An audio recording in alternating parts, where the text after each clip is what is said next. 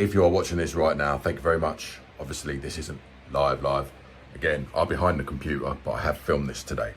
So today we are going to be repairing, stripping and dyeing the door cards. Now, if I did the whole lot in one video, these take me about 3 or 4 days. So today we will clean, repair and start the dyeing process, but these door cards actually split in 3. But we shall get to that later. But yeah, so what I'll do is the last live was these, which have come out absolutely immaculate. Obviously that's the one I filmed. This is one I've just done in the background later. Now obviously I have had an accident with a lawnmower, not literally. Basically my hair's so thick that, yeah, so I had to bick it, but never mind. So yeah, so for everyone that watched the last live, I couldn't believe the response. The response was brilliant. So thank you everyone that watched that.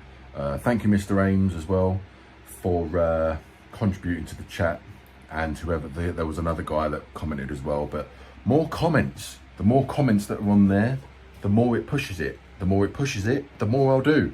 So yeah, comment. But yeah, so obviously welcome to Gorilla Shed. Obviously there is a lot of lighting. I've literally just set all this up, so it's not sort of finished, and I want to do a couple of lives. Obviously there are a lot of videos coming.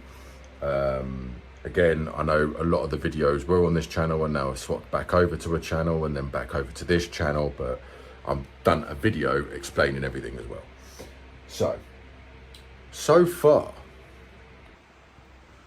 so obviously these were the same as this.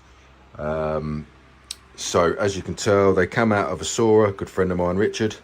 Obviously I paid for them, but yeah, so these look so much better.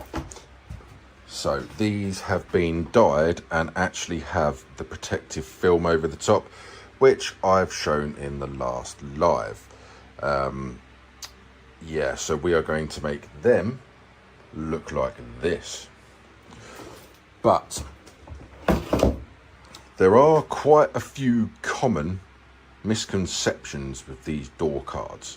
So let me just move all this out of the way, because I'm not sure whether I'm going to sell them, whether I'm going to auction them off, whatever. So is that driver's side? That's driver's side. So this is obviously the worst of all of them. So we shall do this one. Right, don't need that yet. I'll need that later, and don't need that yet. So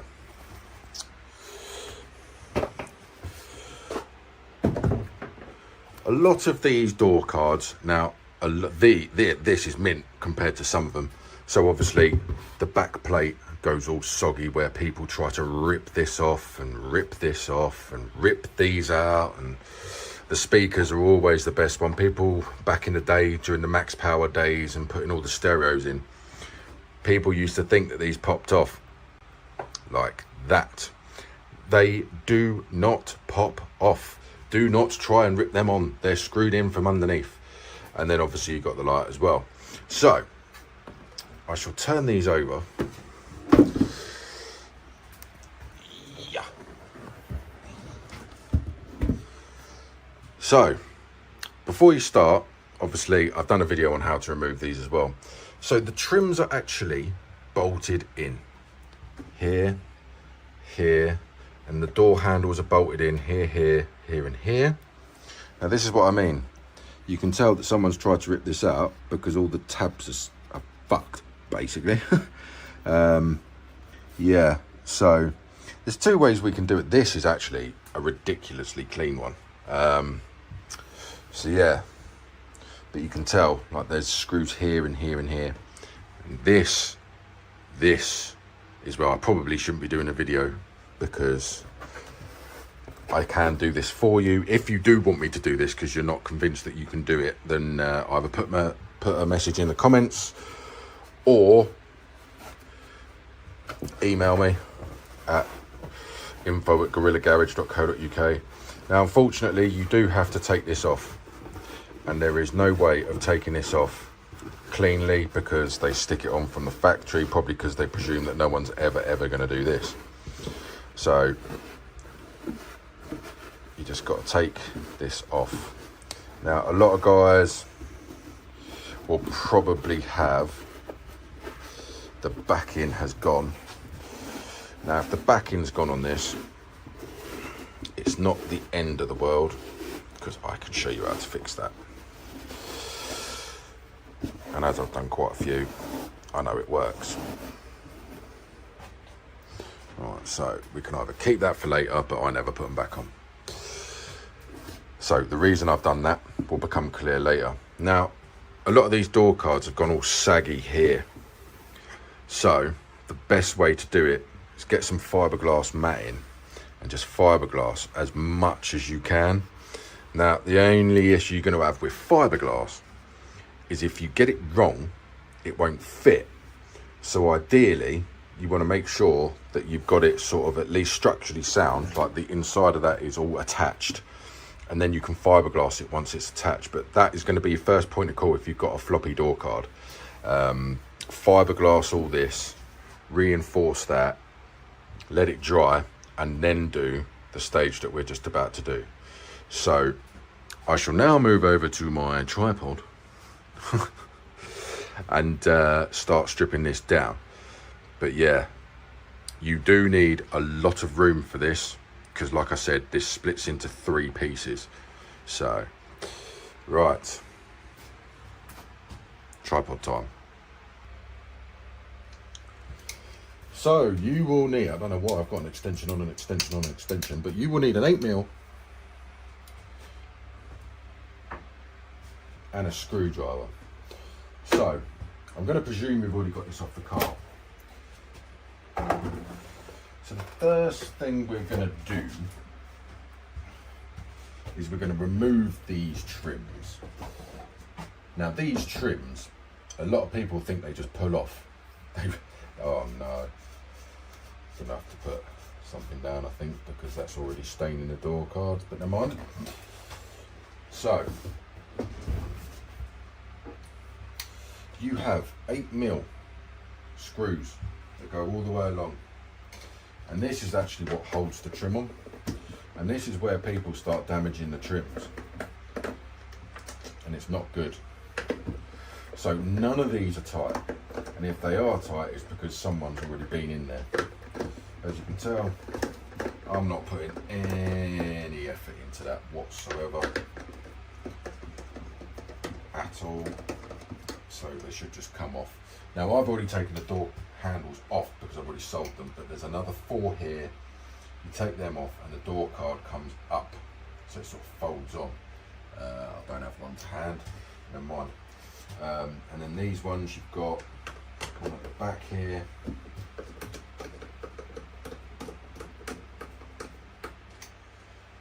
And another one here.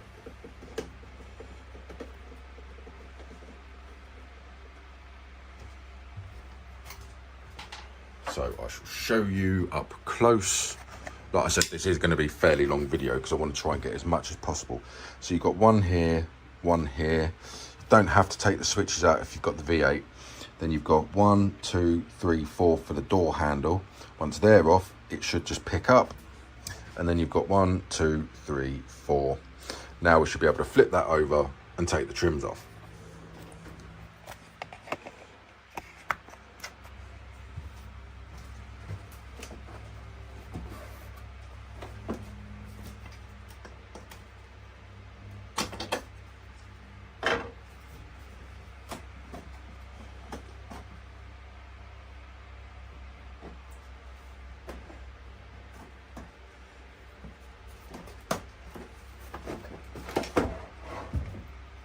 So with these as well, forgot to mention, there is like a locating tab. A lot of these, if someone's already been in there, they're snapped and long gone because they're not exactly in there. But this is actually genuine wood, as you can tell. Toyota actually use proper wood, and what happens is over time is all the wood disintegrates and where people have tried to yank it and it ruins it. But they can be fairly stubborn to get off, because obviously this is the top where the window is. So a lot of people lean on it, a lot of dirt gets in there. So they can be stuck onto the leather sometimes, especially in hotter climates. So all I'm doing now is I'm just putting the nuts back on so I don't lose them. So if you want to refurb these, I shall show you the outcome later, because you can either paint them, refurbish them, whatever. So next point of call is we are going to address the damage. So again, these are actually all right, but common problems are where people don't realise there's 3 screws underneath. People yank them out and they ruin them. So what I actually do is I get literally some washers, and then what I'll do is, depending on how bad the damage is, if the damage is on the door card, not on the trim, I'll put them in between like so. If it's that bad, I'll just shave a little bit off here, put that in there, and what I'll do is I'll use a bit of Q-Bond, or I'll actually fiberglass it in, or I use this stuff, which is actually for skirting boards, but it's brilliant. So, and then what you can do is you can get a bit of filler or leather filler, and you'll never know that's even there. And then you can do that and then reinforce it. But these don't actually need them, so I'm not going to do it, or I might do it just to show you. Don't know. Now, if you are taking door cards off as well, these are missed a lot because people don't know they're there. So inside you've got 2 big screws which go in there. Now 9 times out of 10, if this is floppy or broken in the middle, it's where people have tried to yank that off to get it off the door, and they've not realised that they're there. But here's what it is, and these are worth some money now as well, so I will take that out. Nice. Which is actually quite nice, because sometimes these are split where people have yanked them in. The carpet's in good condition as well, so there's a little bit there. A lot of the time these are falling off, but again, bit of activator, bit of like high temp spray it on, put it on, job done, never coming off again. So it looks like someone has already attempted to repair this badly.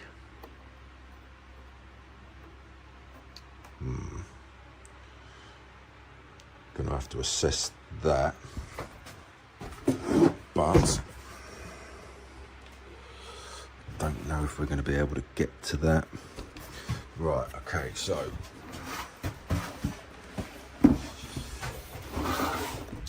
there is the damage there, which is the other side. So structurally we need to fix it here first, then go the other side. But because someone's already had a go, it's going to be a little bit trickier than normal. So I shall put you on a tripod. So I'm going to get the activator.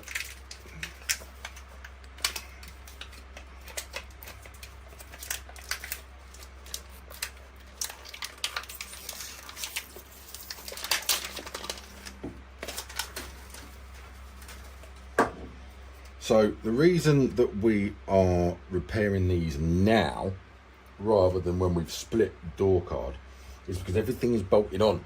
Everything's where it should be. So if we fix it now, when we take it off, when it's already been fixed, it should technically go back on. If you repair these when they're all off, the problem is sometimes it doesn't all line up. So I'm just going to put some glue on there. Now normally I do use Q-Bond, but unfortunately I've run out. So as I've just bought the house and I've had to do the skirting boards, I've got loads of this left. So we'll use this and see how it goes. Or worst case, Cubond. I'll use that glue on that Cubond because it's the glue that I've run out of. So that looks like that's cured. So my biggest problem now is this doesn't, someone's done this really badly. Really, really badly. None of it lines up. So you've got loads of little bits and they don't line up.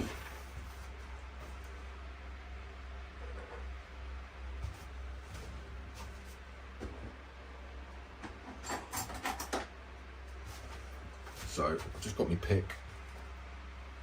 And what I want to do is I want to try and get all the original plastic to marry up.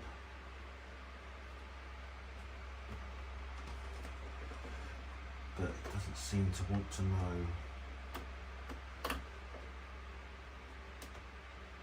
So I might have to lose that bit.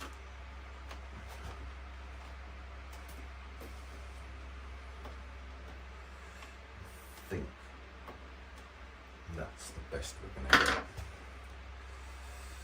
So what I'm going to do here, I'm going to try it with the Cubond. So the Cubond that I get is the only Cubond you can get, I think, but it's very vital that you use for bumpers, grills, fairings, radiators and many more. They do a metal one. You don't really want to use the metal one on interiors. So I'm going to use this just to try and fill some of the gaps in, because that is actually quite bad.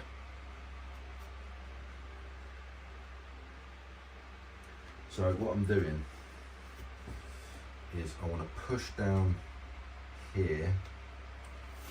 In fact, this isn't going to work.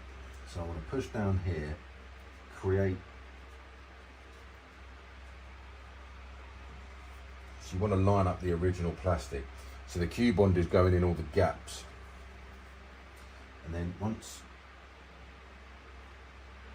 the activator becomes live and the Cubond goes off, it acts like a new bit of plastic.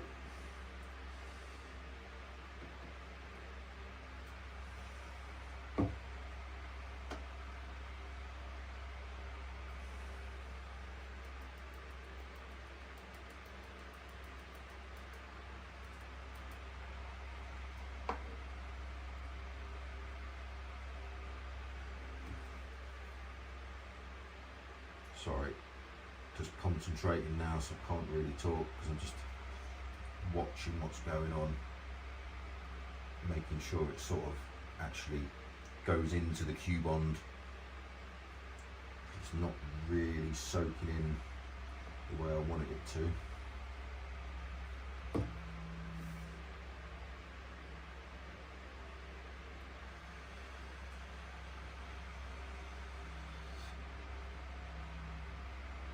So I'm going to hold that down for a minute or two just to make sure that that actually does soak in and activate.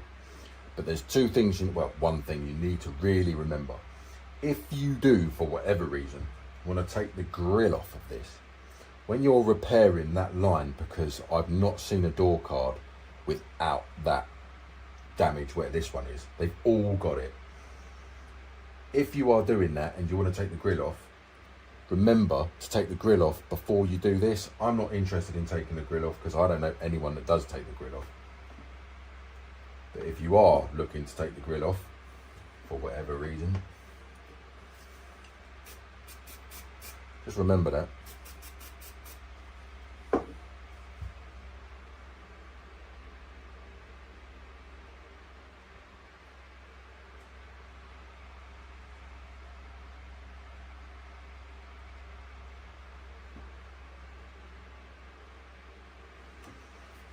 So it's not, note to self, you can't use activator on Q1. Never mind.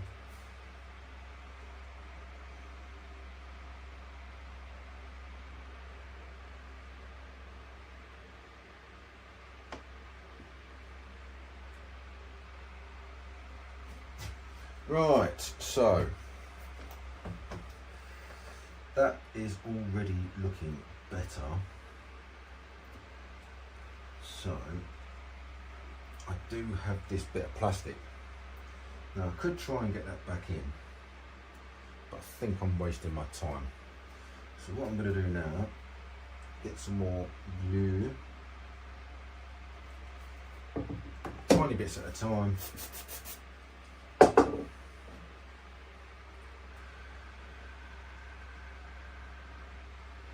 And then just let that go off.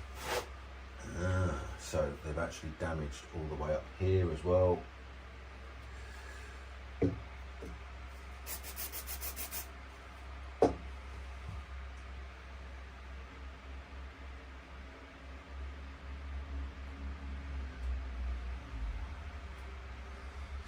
Right, so that's fit. Oh, yeah, solid, not going anywhere. So now what I want to do is, even though it's not really working, I want to fill that big gap, and I want to fill it with some Q-Bond. I mean, in an ideal world, you'd use the Q-Bond activator, and then job done. Oh, Jesus. Oh, maybe it does work.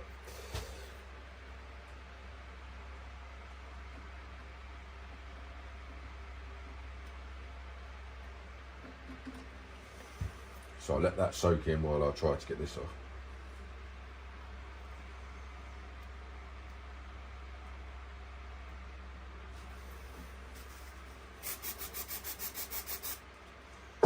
So we'll let that dry completely now. And this is why I said to you, this is going to be a long video. So while we're waiting for that to dry, why don't you, you can always join the channel, 99p a month, depending on what you want. And then I will do lives for the members, Q&As for the members, that sort of thing. If you just want to donate, because I charge a lot of money to do this. So as you're saving in labour costs, if you want to buy me a coffee as a thank you, much appreciated. All the links are on the channel. There is a donate button in the chat. If you're watching this after the live, then I've got PayPal, donate and all that rubbish. So very much appreciated if you do. So that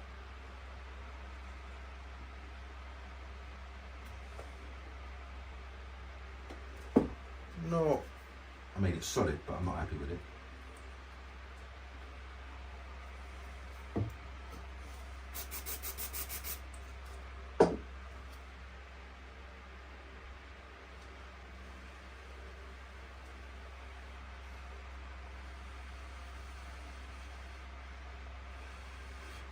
So, it's not the cleanest job in the world, but it doesn't matter, because we're going to be taking all this off and we're going to be spraying the inside anyway, because if you want to do it properly, you've got to do all of it. We ain't just doing the front, we're taking it all off and doing it properly. So this isn't the end of the world. Any repairs that you do on the inside don't have to be tidy, because you're not going to see them. I have oh, there we go. So I have known it where these are split, because these have got like a little plastic cover over the top of them and people don't realise they're there.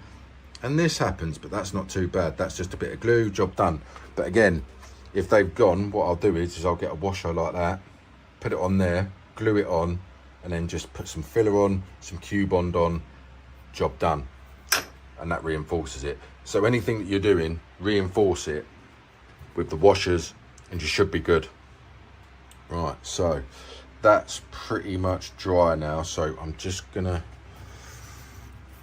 quickly put some activator all over the cracks. I don't really want to get it over that, but you can see, yeah, look, as we're moving it. So I just want to get as much in the gaps by lifting up the plastic without damaging it. We'll let that soak in for a little bit. Bum, bum, bum, bum, bum, bum, bum. So really, I should have rebuilt that a little bit by bringing up the plastic, but because it's all sort of intact, not going to bother.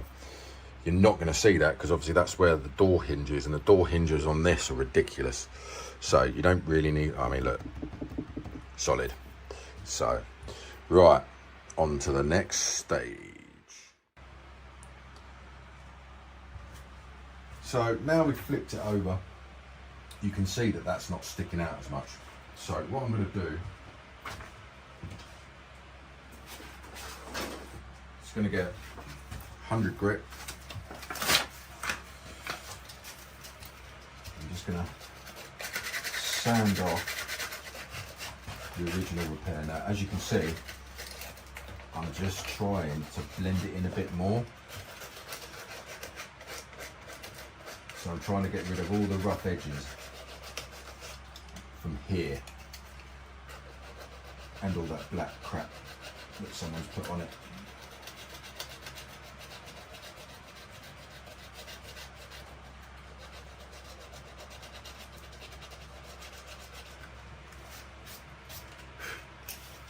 So now I'm going to get glue, and I'm just going to very carefully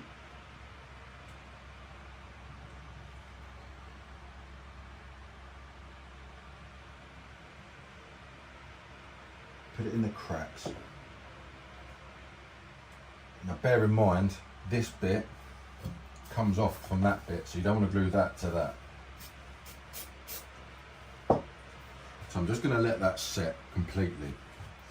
So what that will do is that should then fill the cracks in from the back, make that even stronger, which it has, and then we'll sand this down.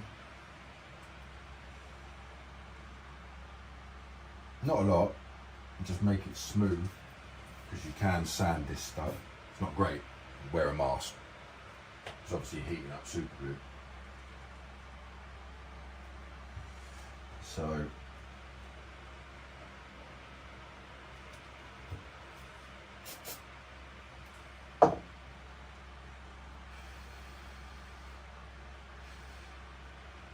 make sure you don't get stuck to it.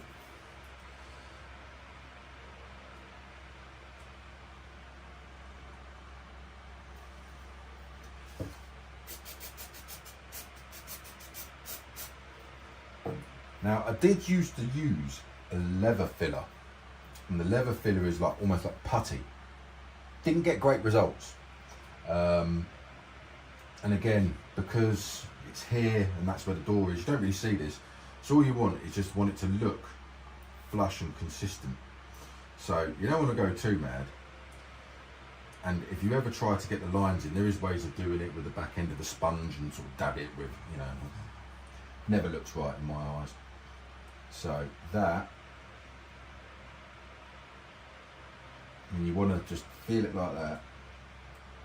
So we've got a ridge here. So what I'm going to do,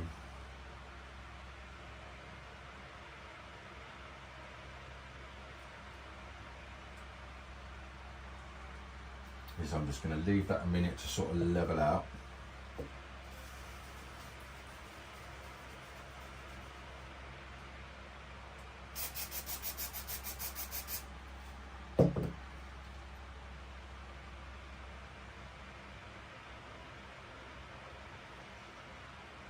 There we go. So it's almost a little bit bumpy now. That's good, because obviously we're going to sand this down. So I'm going to leave this to dry. As I'm waiting for this to dry, I'm going to find a cover, because all the spray paint and everything else that I've used on this desk is coming off. So I'm going to find a cover, because that's going to become a problem later on. Yeah.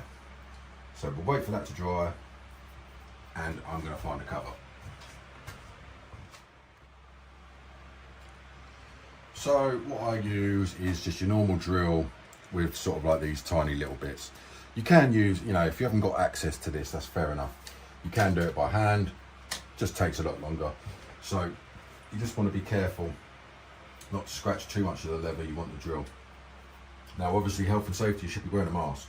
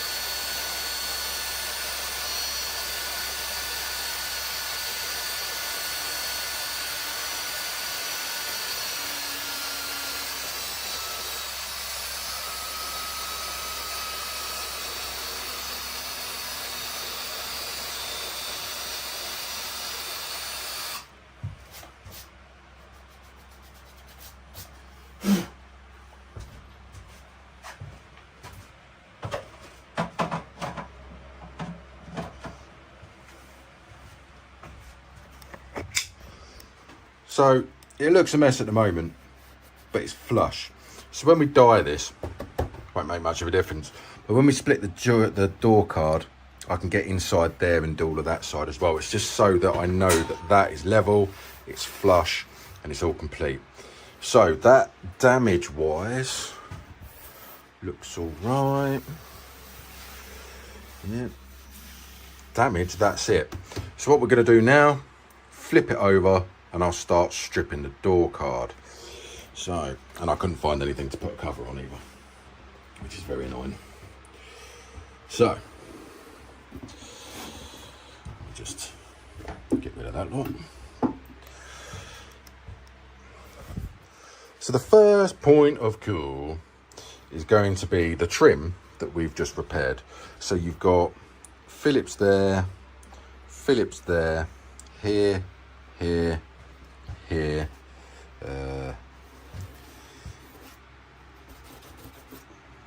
here, here, here, here, yeah. Where you see a Phillips screw, basically take it off. Now the other thing you're going to have to remember is somewhere along the lines the lever is actually bonded or like stapled on, but we'll get to that later. Oh, here, because obviously all of that. So let's do that.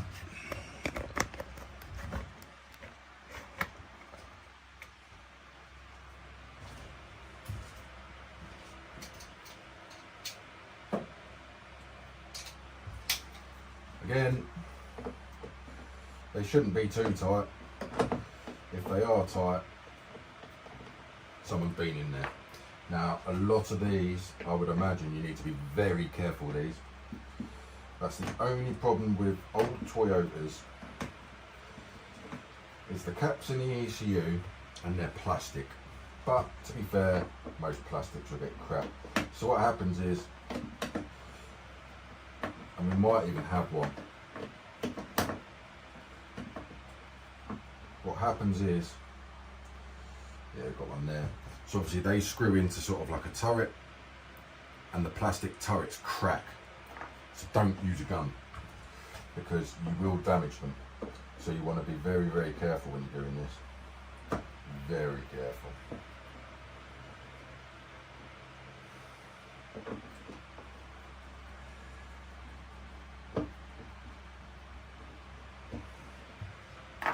Well, as you can see, it's not too bad a job at the moment.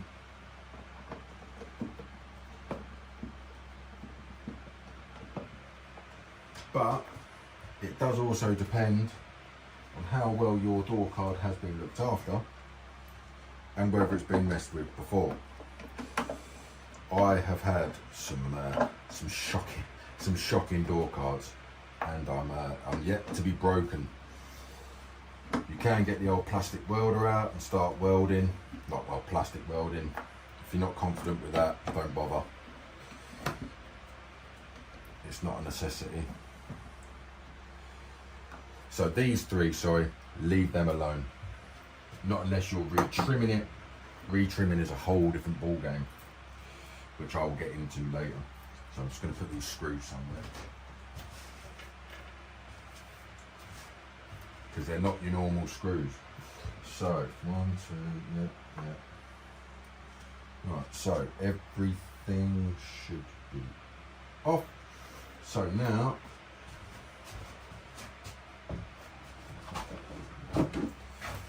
fingers crossed, this should all come off.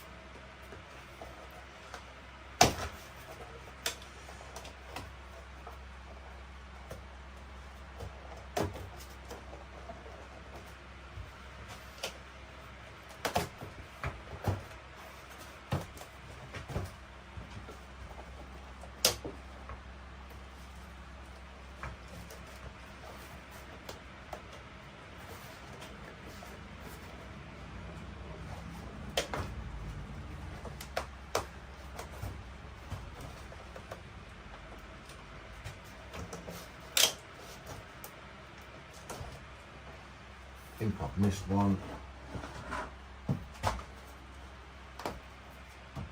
Yes, I've missed one.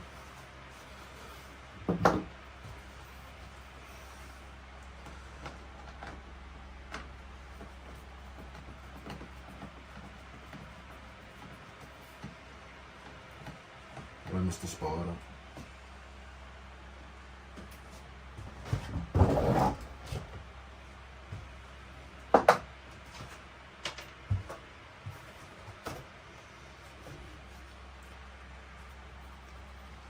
So we've got a little bit of trim here. You can either cut it or snap it. So now you can see why that repair was so important to do on there, because if we did that beforehand, that would move and then repair it in the wrong place. So as I was taking that off, I can already feel, yeah, there we go. So we got a lot of damage here. And this is the turrets I was talking about. These break off and then you can't get the screws to go back in. So what I'm going to do is I'm just going to repair these now, because this is, again, what's happened is someone has basically just gone yank to try and rip this off without knowing how to take it off. So that is one section off. So what we'll do, now this is all one panel. Now, if you were to re-trim it like I've done on my one and actually change this lever for something else, then what you'd need to do is you'd need to take these three off, and there's a plastic housing on here and you've got to wrap it round. And then obviously you've got to undo all the staples, etc., etc., and it gets messy.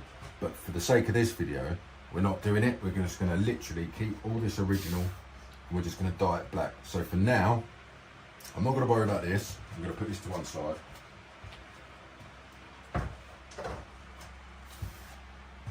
And this is the bit we need to concentrate on. So before we get into that, I'm just going to see and assess the damage. Now, to get the armrest off, again, this is where most of them break here because people try to rip it off. No, you've got to take this bit off to get the armrest off. Now, to get the armrest off, there is, I believe, yeah, there we go. That's good that they're on there. That proves that that's never been off. So you've got 1, 2, 3, 4, 5, 6, 7 screws, and that armrest literally comes straight off. Which we shall do now. Again, be very, very careful. You don't want to use a gun.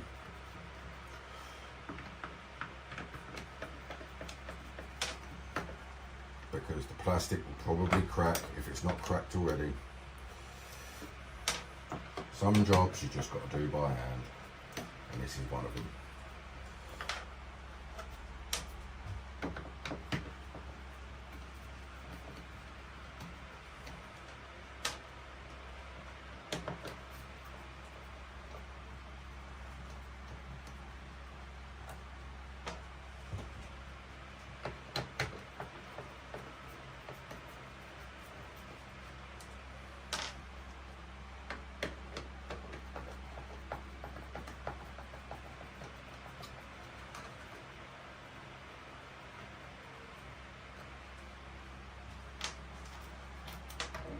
So we'll just move these screws before I lose them.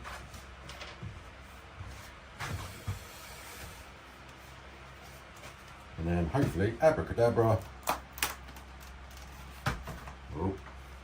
Bear in mind this is a 30-year-old fucking car that's never had this off. Boom. Armrest off. So we'll just put that over there. Now luckily there's no damage to this bit whatsoever. No damage there, no damage, well, there's a bit of damage here. But again, I don't like to make them perfect. So where you've got like scratches here, indentations here, I leave them.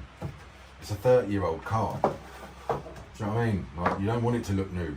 You want it to look clean. You want it to look factory, but you still want it to have that sort of aged effect. So you can see here now, probably can't, but you can see here now where that original repair, I can now go a little bit more to town with the glue, because it's not actually attached to the door card.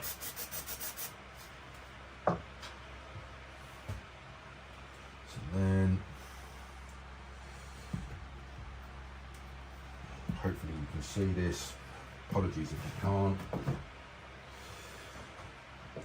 Where the plastic's actually broken, I'm just going to get my glue, sort of force it in, so to speak. Line it up, push it into the original position.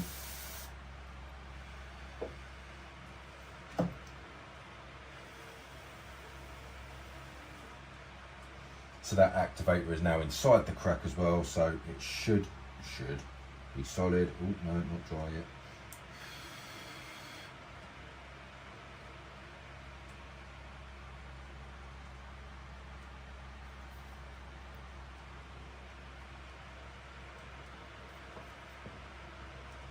Right, there we go. So then I'll just push that very lightly.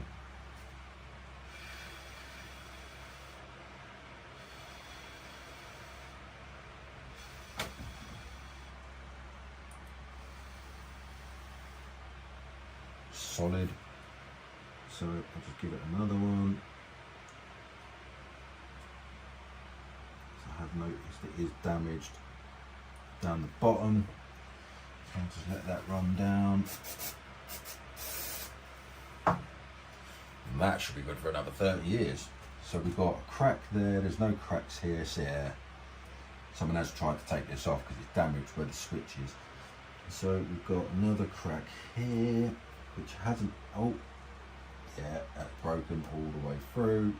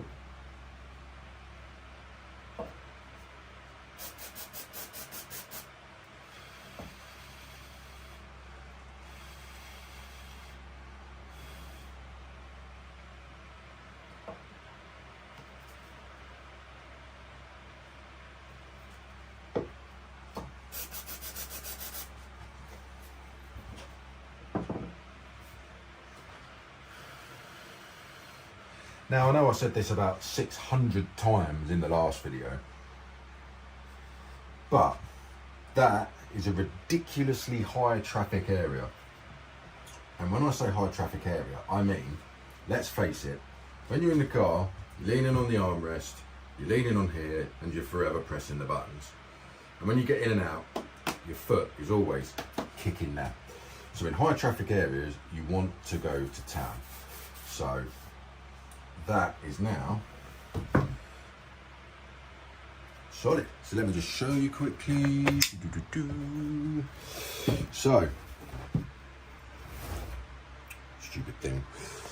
I need to get that up. That's what she said. Right, so that's the original pair repair when we were doing it, when it was all one piece. That's now solid. So you can see that there was a crack here and a crack here and crack underneath there. That's now solid. There was a crack here, which is now solid, and a crack there. Now this is where they screw in. So you want them to be pretty robust. Another one. Now, like I said, you don't have to repair that because the light was in.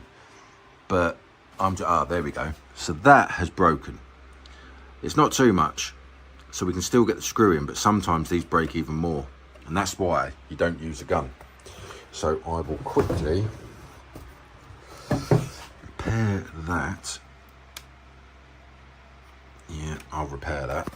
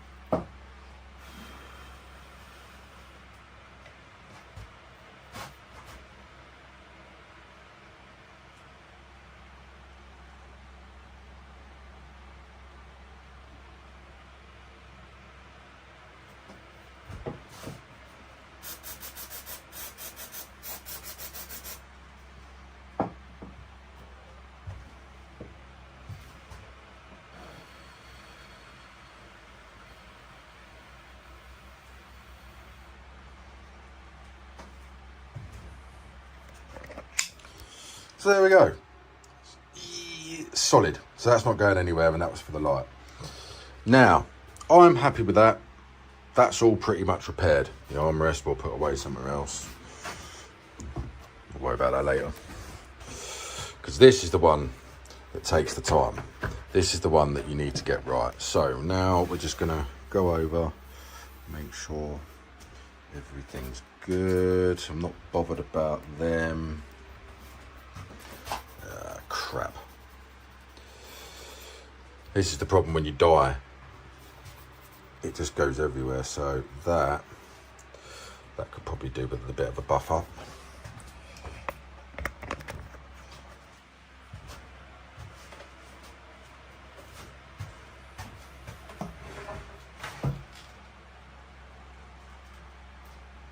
That's when you got a battery in.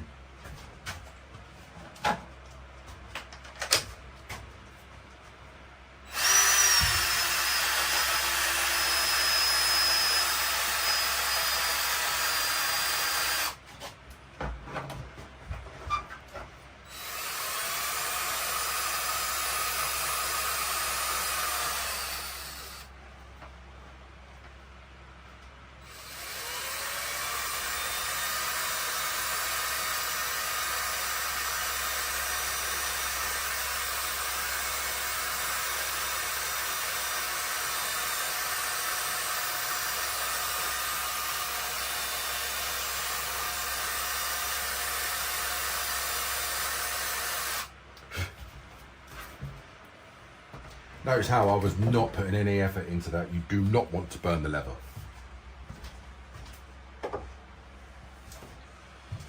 So, now that we've done all the repairs, we're happy with that. Time that I put the lock on this bloody table. Oh, hang on a minute.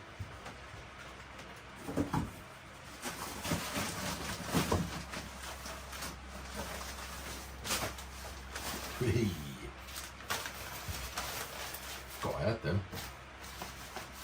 They were there the whole time. Typical. Right.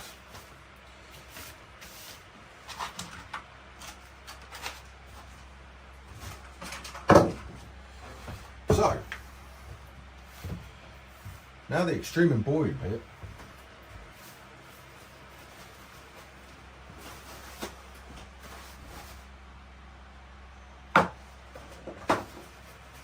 Cleaning time.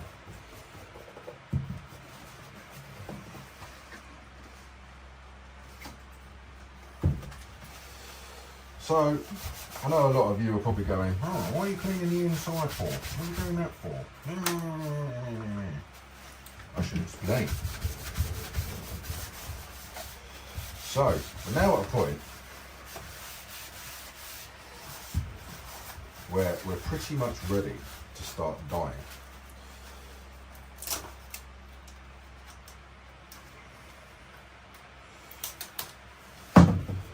So what I'm going to do, again, I speak from experience, I don't need to go too to town with this.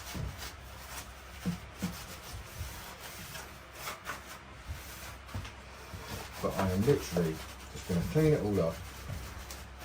Not go mad, clean it all up. Mainly get all the dust off. That should do.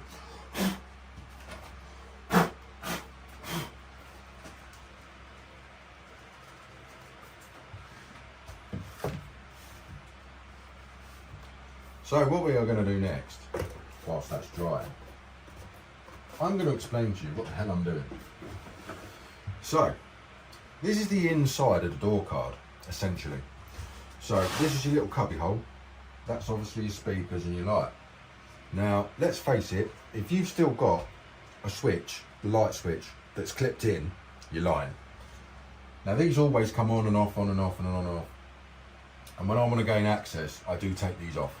And then obviously this bit is where you put all your shit. Your sunglasses, your monsters, drugs, I don't know, whatever. So, you see all of this, all of this, all of this. When you take that off, you see all this. So we're going to paint it.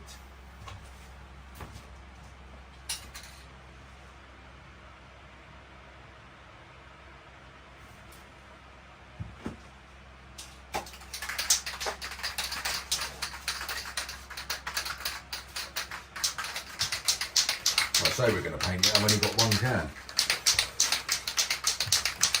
Might be fair enough. So what I'm using is just your cheap stuff, matte black.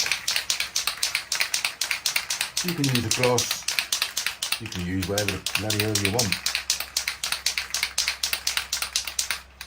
Paint it pink for all I care.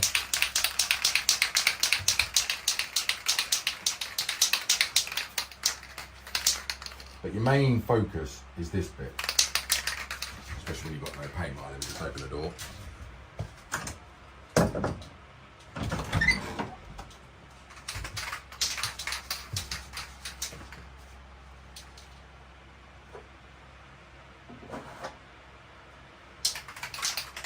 Annoying, I thought I had more than that.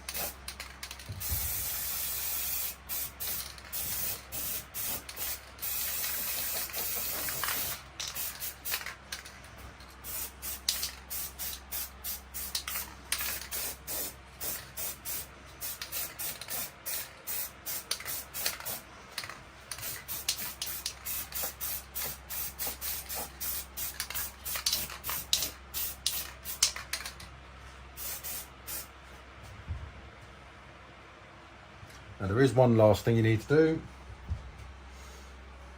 You just need to turn it upside down without getting paint on your hands. And then paint those two tabs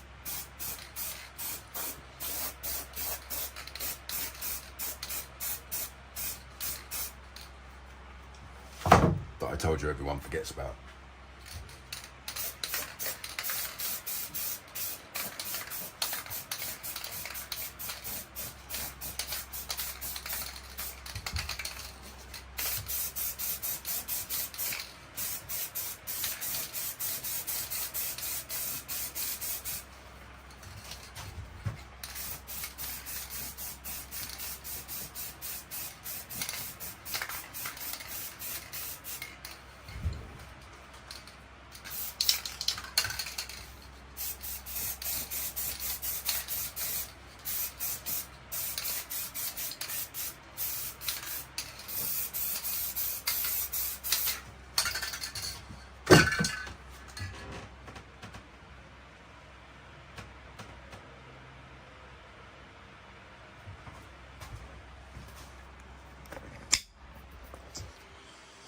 So once the paint clears, obviously wear a mask, because I just did. But yeah, so the reason I use matte black is again because I want to go over the OEM look. Now, unless you're a pro and you know what the part number is for black, and I can tell you now, if you do, you're lying or you're weird. But if anyone took this to pieces in the future, people go, oh my God, it's an original black one. Cha-ching. But I do it because it just looks better. So what I shall do now is I'm literally just going to wait for this to dry. Don't worry, I won't film that. And then what I'm going to do is I'm going to use a matte lacquer. Now, I don't have to go over all of this bit. It is quite important that you spray this bit and this bit, because obviously the speaker on the back bit, you'll see all of this if you don't paint that. But what I'll do is I'll use a matte lacquer once this is dry, just to protect it. Mainly on this bit, because obviously if you put your hand in to grab your sunglasses and you scratch all the paint off, you're going to go, what the? And I don't want a gloss finish, so I use a matte paint for that. So I shall wait for this to dry, then lacquer. So while we're waiting for that to dry, might as well start the next process. So this is your baseline. So obviously everything's got a bolt onto this. So you want this fairly clean.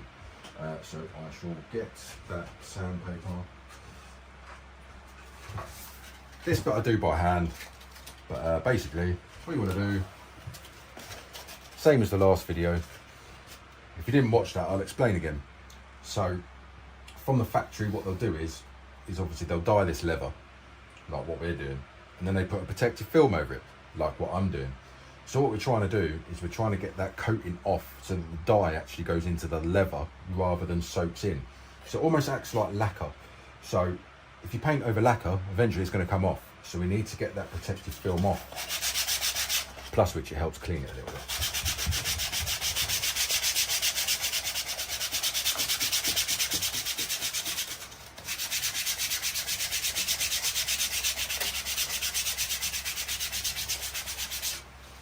You don't want to press hard, and you don't want to go too mad, because the last thing you want to do is scratch the leather. So you can tell here, I'm literally just very gently going over it.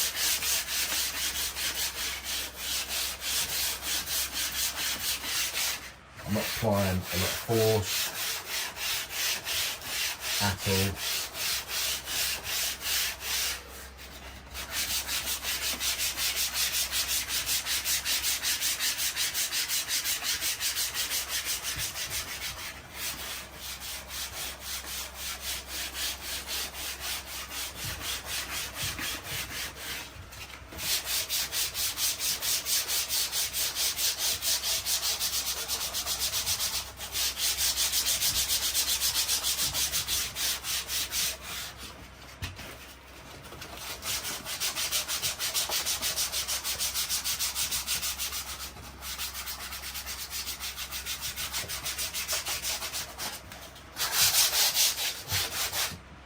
So you can see already that's just off that bit.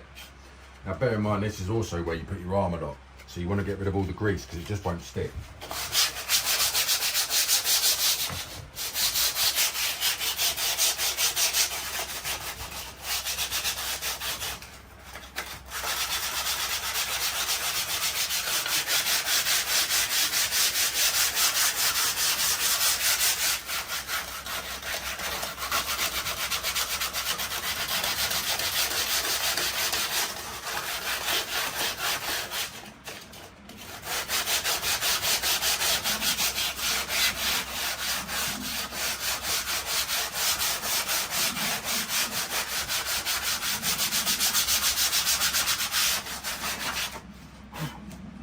Now again, you want to go a little bit more vigorous over the high traffic areas. And when I say a high traffic area, you're probably going, well, where on that is high traffic? That's where you put your hand. And what's your hand covered in? Grease, and oil and everything else. So you need to go to town with that bit. So now what we do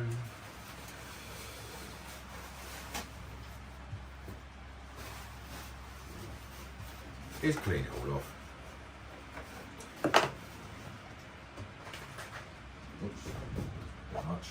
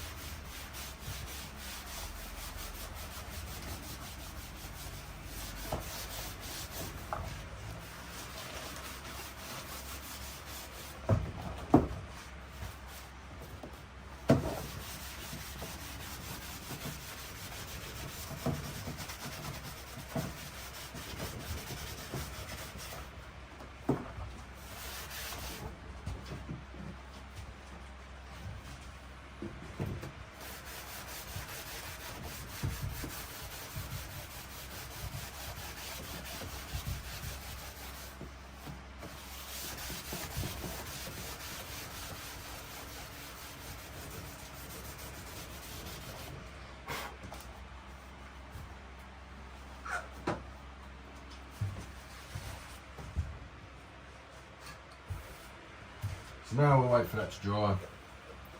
I'm not going to bother doing the handle yet. But bear in mind, this is a softer leather, this bit. So that will take a lot longer for the brake cleaner to dry. So I'll get my gloves on ready.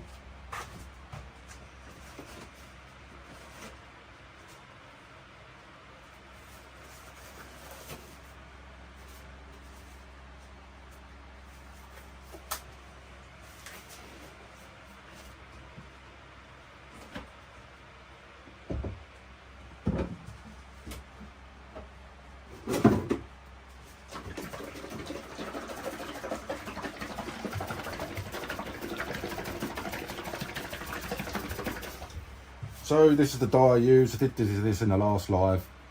Now I use that and the same protector because I'm a strong believer in if you're going to use something, use the same company because their products are based for their products. Don't mix. So yeah, so that's the stuff that I use. Yeah, now I'm going to use the same pot as yesterday because the sponge will already be. No, I won't be using that one. Okay. I'll go and get a new one. Oh, I forgot to put the lid on, didn't I? Not good. Not good at all. Never mind. Right. I'll go and get another tub.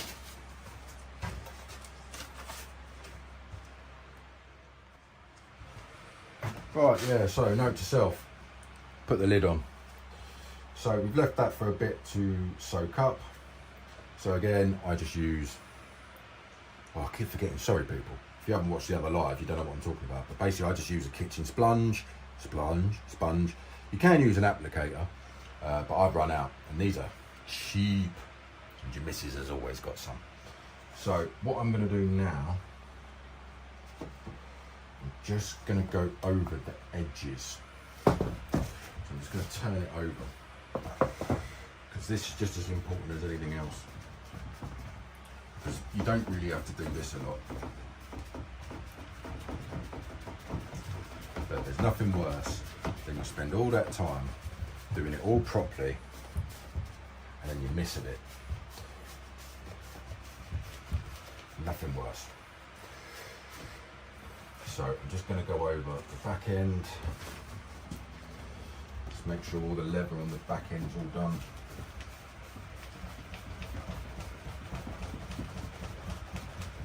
So as you can see, I'm just dabbing it on.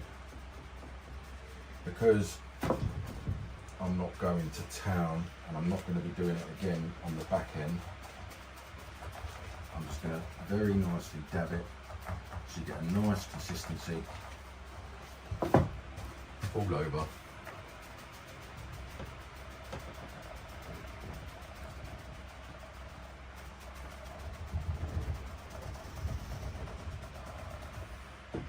And there you go, that's the back end done.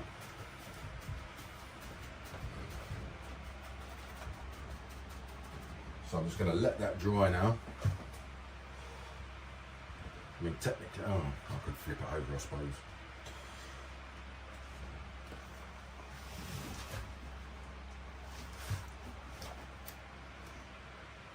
Doesn't matter too much, because you've got that in the middle. So when I'm doing the bulk of the first bit, what I shall do is I will literally just, the complete opposite of what I've just told you, I'll just slap it on for the first coat. Now what I'm doing here is basically I'm just getting the first coat on, and I want to try and get it as level as possible, as even as possible. And as you can see, I'm sort of massaging it in. Now the reason I'm doing this is so that it actually soaks into the leather. I'm not bothered about consistency at the moment. We can worry about consistency later, but I'm literally just going to rub it in for now, just so we can let the dye do its job and actively go off. And as you can see, I am literally just caking it on. Well, not caking it, you still want it nice and consistent, but there's no sort of uniformness to it. There's no sort of cleanliness to it. I'm just putting it on.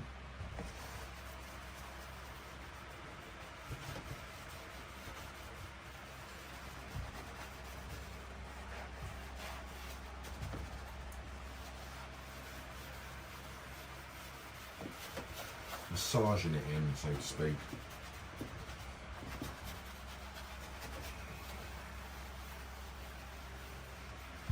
And then what I'll do is I'll just quickly go over it, make sure there's no big lumps in it, no lumps, no bumps. You do sort of want to try and keep it so it's nice and consistent. You don't want big build-up areas or anything like that, like here.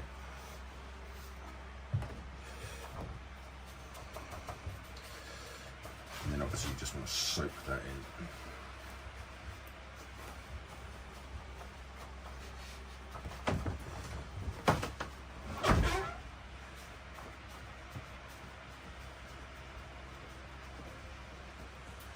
So, put that back in. Now a lot of you are probably going to go, well, what do you do with that? It's dye at the end of the day, so it's going to die. So what I use is a cheap ass brush. And I will literally just swivel it in every direction. Bear in mind this is wool, actual wool as well. They did not stimp in the factory. So you just want to go in every direction, getting it as consistent as possible. Ideally, trying to get it all the way to the bottom. But because it is wool, it will pretty much soak through anyway.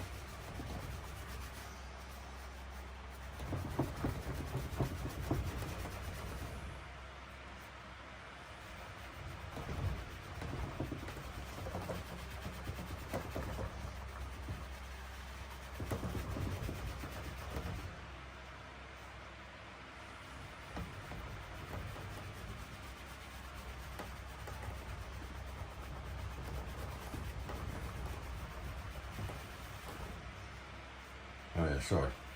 Forgot I was recording then. But yeah, what you want to do is you want to go over it, get it nice and level. You want to go up and down, in a circle, round and round, all that sort of stuff, because you want it to be even. Bear in mind this is the first coat, and then once I've finished it, I will literally just go over it like so, because once it starts to dry, looks like you just overed it. You do it in lines. So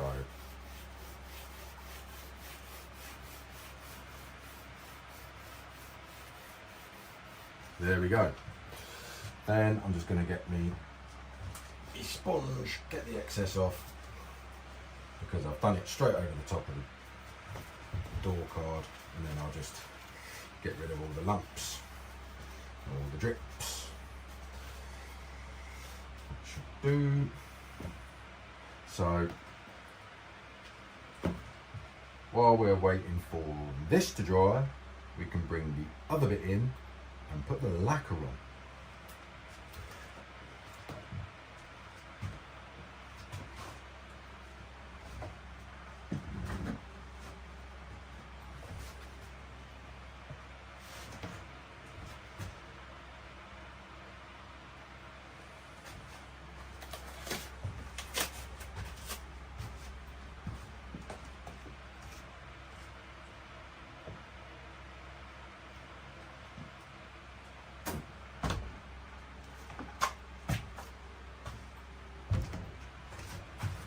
Ooh, and put some new stuff down.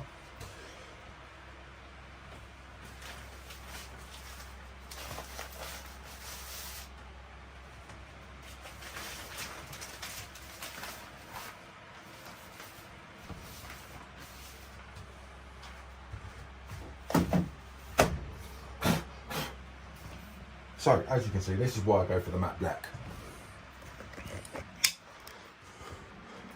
It just looks so much better. It looks factory matte. Whereas with the gloss, it doesn't look factory. It looks like you painted it. So,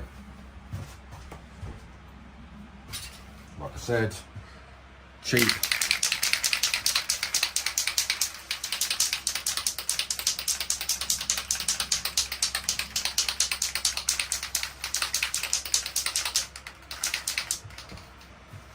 And then I'm more concerned about in here, so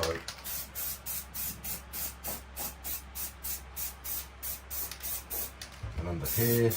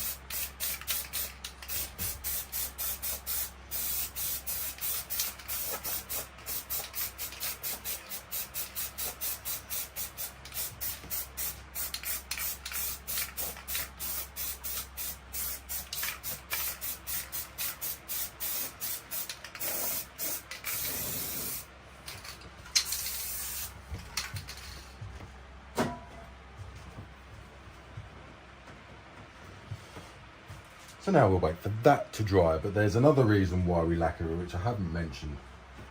Obviously where the leather armrest goes, If you've just painted that and then you've dyed the leather, it will stick. So if you ever have to strip this again, the lacquer will stop it from actually sticking. So it's just a better result.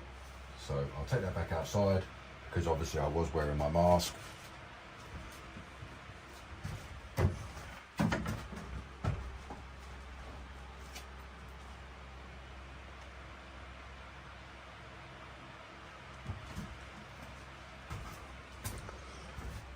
And while we're waiting for that to dry,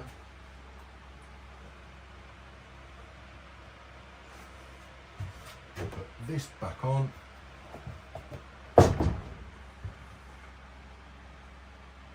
Because, to be fair, that's nearly dry.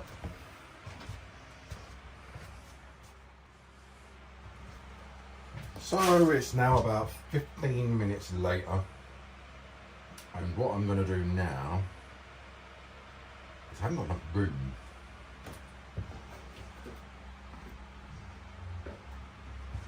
And as you can tell, it's dry already. So I'm just going to flip this round. Now this is where we do the complete opposite. We're now going to dab. Now if you watch the last one, you'll understand what the hell I'm talking about. If you didn't, where we've swiveled it before, you've got all these swirl marks. Now to get rid of that, we've got to use a very different technique. And the technique is basically what I call the dab, dab, dab, dab, dab, dab. So we are literally just going to up and down, up and down, up and down. Very, very generous with the dye this time. I'm just going to dab it in a uniform sort of way, in no particular order, including the edges. Now it will froth up a bit, but we're not really bothered about the froth, because once it starts to froth, you just literally very lightly go back over it and the froth will disappear. So the reason I'm doing the dab scenario is because it gives it a cleaner, more efficient, better looking finish. Now I know the instructions on the tin do actually say to just rub it in, but I find that you get better results when you do it like this. Now you want to be liberal with the dye, but you don't want to go too mad. And then once you've applied it, you just want to go over it again very softly. Very softly. Just to make sure that you've got everything, all the lines are done. Now, you want to start in the problem areas, creases, stuff like that. Which is what I'm doing here. I'm just going over the creases. And then I'll start again. Now the reason you dab it, like I said, is because when you're doing that, it's basically just creating no end of swirl marks. And then when you go back over it again, all you're pretty much doing is scratching what you've just done and ruining it, basically. So what I do is, this is what I dab. Now I've done quite a few of these now, which most of you will probably know. And this is by far the best, easiest, quickest, most efficient way of doing it. And I'd like to think that most of you trust me by now.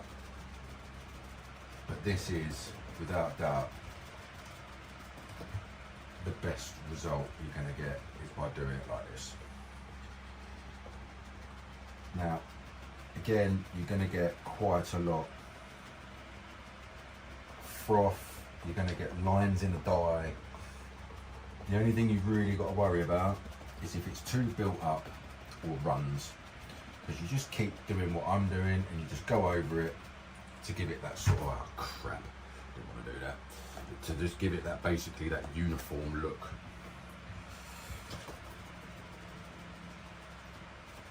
And then again, I know I keep saying it, high traffic areas, but you want to concentrate more on where gets touched more.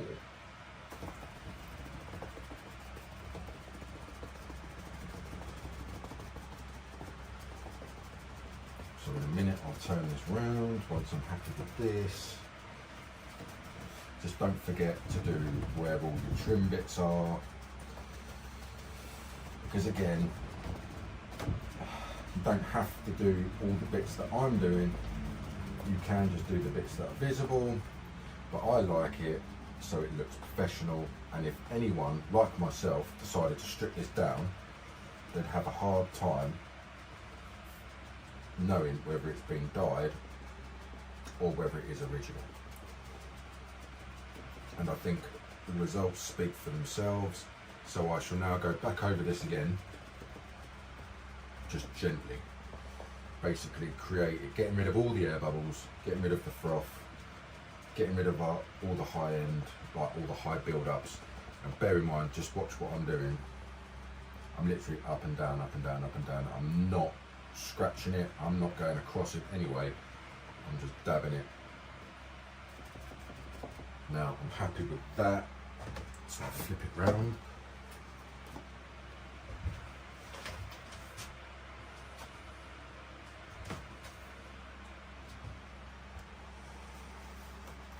So this side, what I'm going to do, I'll do this section first, just to get it out of the way.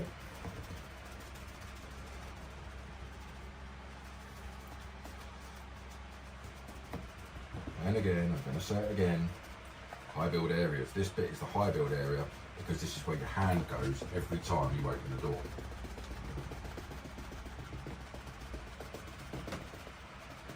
So you want to concentrate a lot on that area, because obviously grease, rings, fingernails, you name it.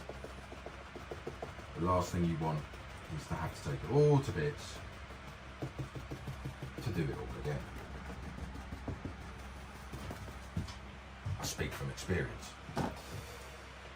So the reason I'm doing this bit first as well is obviously this is your baseline.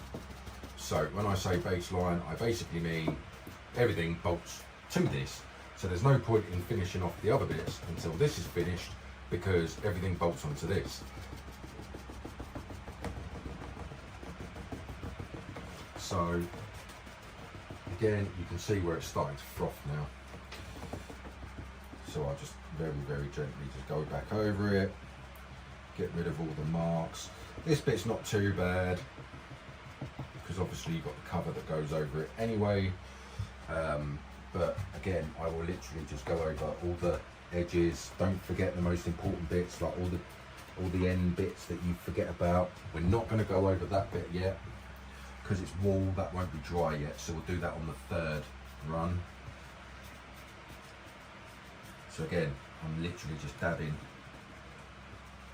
inside the edges as well. You probably wouldn't have to do this bit because you never see it because it's underneath.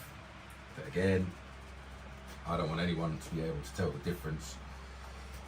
So between this and an OEM black one,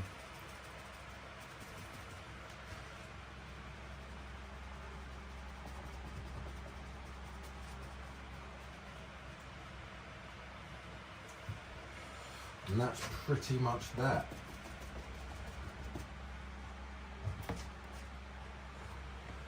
So now we've just got to literally just keep an eye on it, make sure there's no runs, which there shouldn't be, because the sponge should technically absorb all the runs.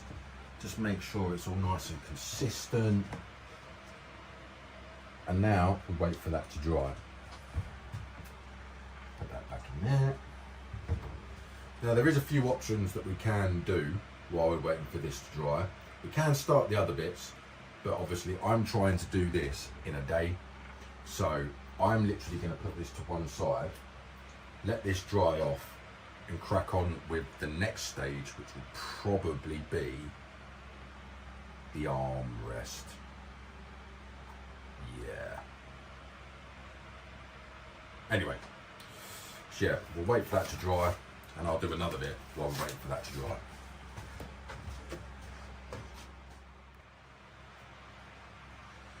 So while we're waiting for everything else to dry, we'll do the only bit we haven't started. So again, I'm just going to make sure, get my under grip, start sanding it down. Now my bits are over there and my die's over here, so I'm just going to be careful. But again, you just want to sand very lightly, nothing over the top. Just literally try and get that protective coating off.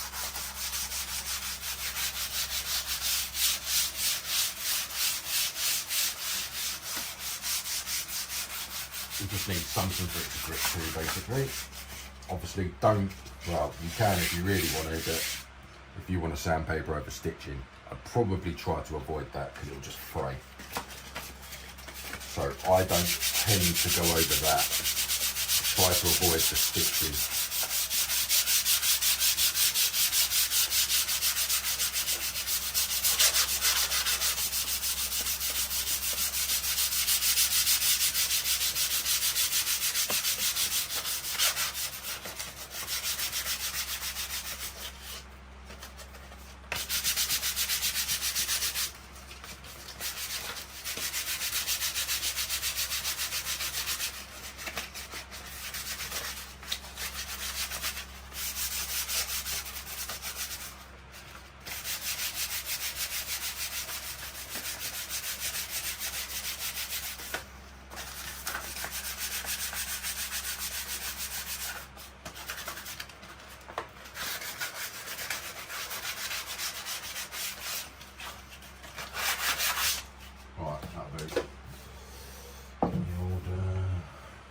Cleaner end.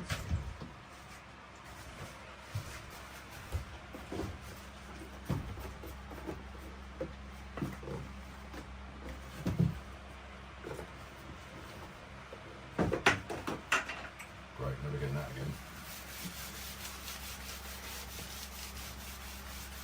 So when you're cleaning this bit, you really want to dig into the stitching because you want to dye the stitching as well. This bit you do have to clean very, very thoroughly because obviously it's had God knows what on it, handprints, whatever. So you can see where someone's had their hands, and this is where people are touching it. So this is what I mean by you've got to go a little bit more to town in certain areas.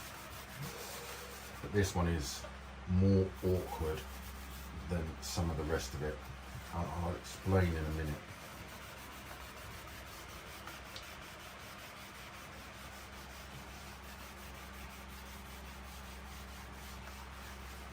Do. But this is awkward because obviously that sits like that on a door card, so you're going to see all of this. You're not necessarily going to see all that unless you do that, but you still need to do all of this area here and obviously on the top. So there's several different ways you can do it. You can do it all in one piece, or you can start from the bottom, put it down, let it dry, and then do the top, or you can do it all in one go. What I tend to do is I tend to do up to the stitch line and then round here and do that bit.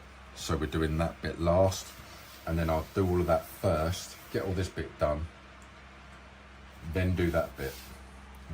I just find it easier that way. Otherwise you sort of got to, or the other way you can do it is you could do it like that, and then you've got to find something that's the perfect size to rest it down once it's dry. So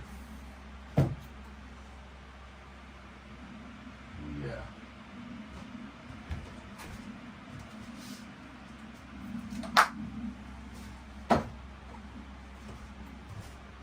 Paint lids. So let's see if that will work. So you want to test it first. Looks like it will do the job. That'll definitely do the job. In fact, you might get another one of them. That's too big.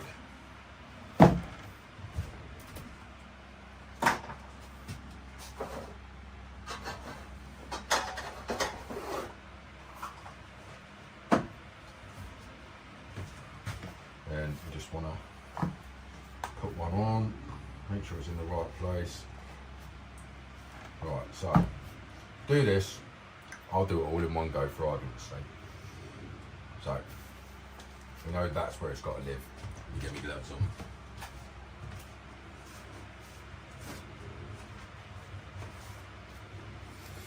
Now the reason I'm doing this bit first rather than the other bit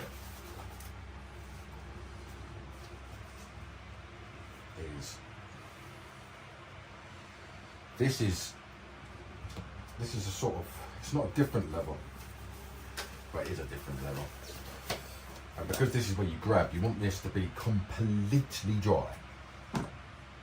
So what I'm going to do is I'm just going to manhandle it, and then I'm just going to. But with this one, because we're doing the whole thing in one hit, yes, I'm going to do it the old school way and just rub it in. But I also sort of want to do it so it's at a point where it's sort of clean from the beginning. Hard to explain, but because it's a different style of leather, I would rather make sure that there's no streaks in it. So that's that done. So now I'm going to have to put that down. Done it with the wrong hand. Then if you grab the inside like that, turn it over, then you can carry on.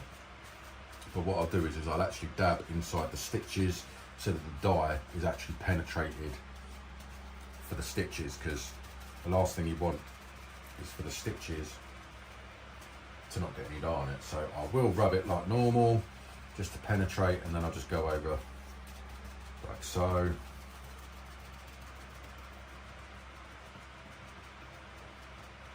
Like normal. Go over the edges. Then go inside, again, just rub it. But I want the stitches to go, so I'm going to dab. Then I'll just very generously rub it all in. Make sure we're all covered. Then go over it again by dabbing.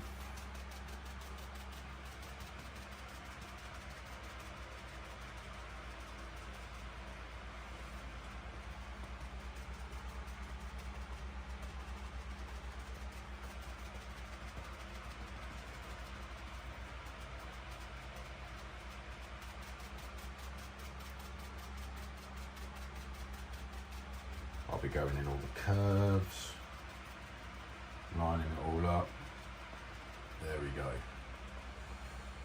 And I think that's the best you're going to get with that sort of coat. So now what I'm going to do is I'm just going to grab it by there.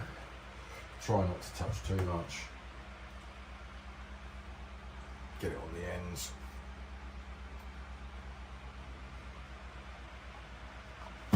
And fail. And as you can see, you've already got print marks all over it. So, as I've already messed up, I'll put it on and just go over it again, I suppose.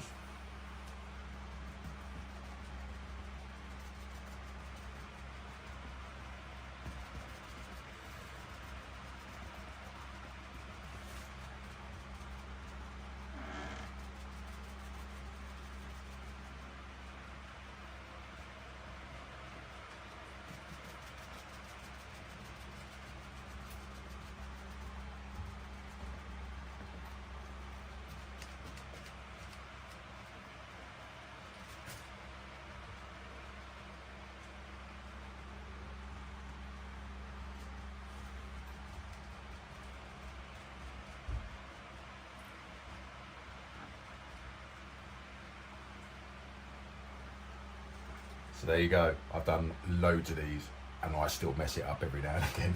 So we'll wait for that to dry.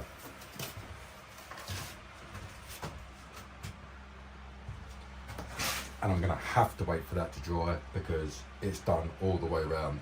Sometimes I'll do it at the top, sometimes I'll do it at the bottom, so I can move it around and carry on. But because, I don't know why I've done it that way, but I have. So, yeah. And I've got dye all over me. So I'll wait for that to dry, and yeah. What I'll probably do is I'll let that dry, and because this is the bit that's used the most, I'll let it cure. And when I say cure, it's like paint. Just because it's touch dry doesn't mean it's actually cured. So we'll wait for that to cure, and then we'll do the lacquer part, providing the lacquer is dry. So to be fair, it's only about 10 minutes later and it's already dry. So, oh crap, didn't I do that? But never mind. So yeah, there's a little bit that's not dry there, but kind of a given. So I will just very quickly go over it again.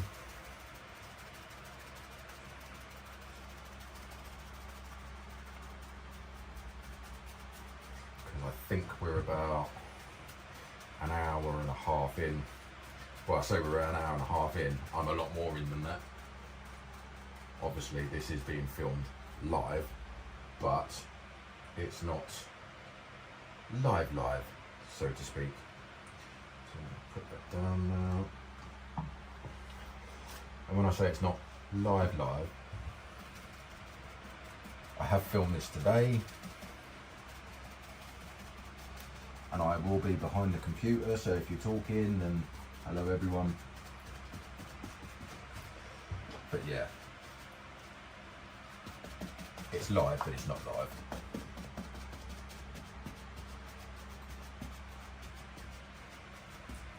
It is unedited. I think I've put a couple of transitions in just to speed up the process, because otherwise it gets very, very boring. I'm sure you don't want to sit here waiting for dye to dry or watch paint dry or whatever. So a couple of bits out which are boring as hell. To be fair, this bit probably isn't much better, but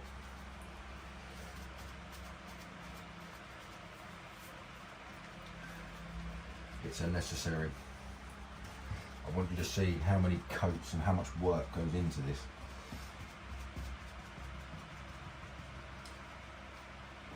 Because I know they're not quite Supra money yet.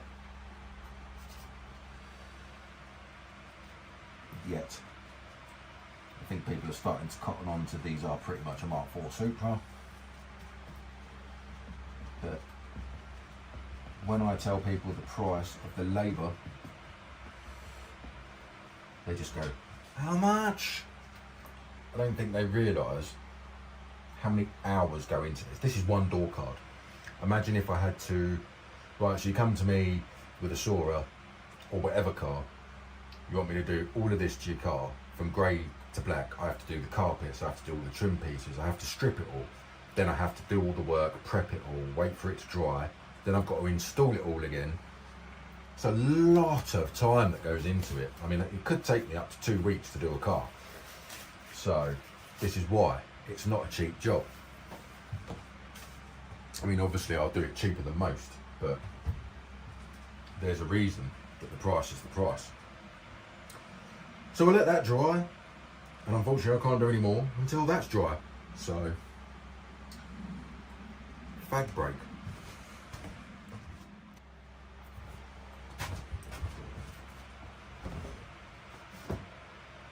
So what I have done in the interim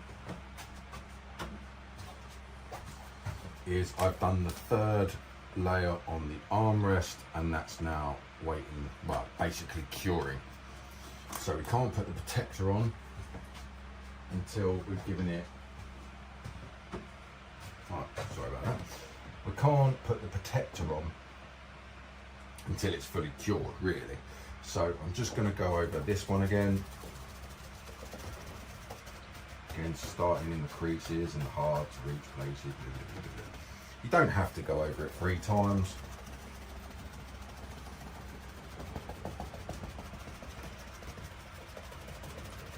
Three times is probably overkill, but like I said, 1, I don't want any comebacks, and 2,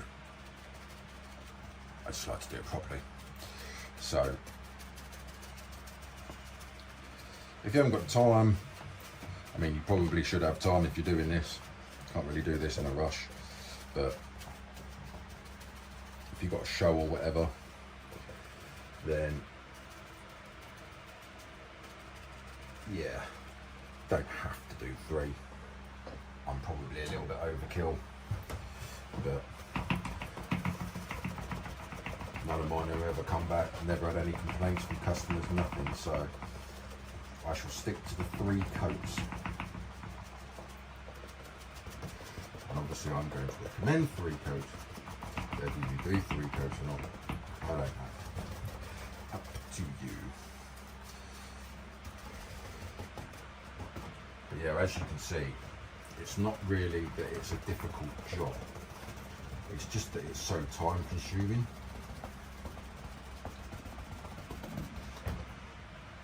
I mean, I can imagine this is a fairly boring video, because it's literally me doing the same thing over and over and over again, which I apologise in advance if you are bored. But I wanted everyone to see the exact process, how long it actually takes to do a good job, because everyone asks the same questions. As soon as I show my interior on my car, on the 1J, who did that? How did you do that? Blah, blah, blah, blah, blah. Well, this is what you have to do. Now imagine having to do this with all the interior. This is just one door card, so we've still got to do it with the other one, which shouldn't take as long. Bear in mind I am filming as well. So I can do several pieces at once. I can lose all the lights and the film and all the rest of it, and I could do 3 or 4 bits as I'm waiting for the other bit to dry. And bear that in mind as well. After you've watched this and you've figured out how to do it, whilst one bit's drying, you can do the next bit.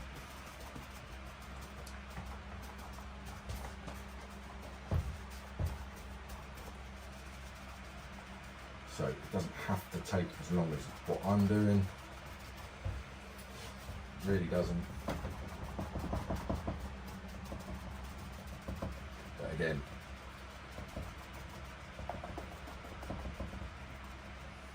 the way I do it works. It's proven to work. I've done loads of these. I've had no chips, no blemishes, no complaints, no scratches, no nothing. So I'm going to presume the way that I do it is okay.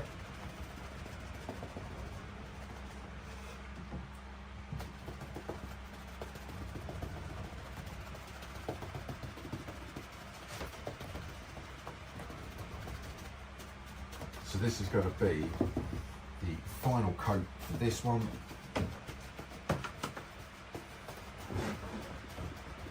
Really need to fix that door. Not that you know what I'm talking about, but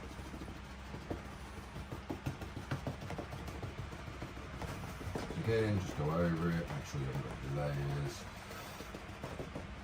The sponge will absorb all the high lift areas, which is why I use a sponge.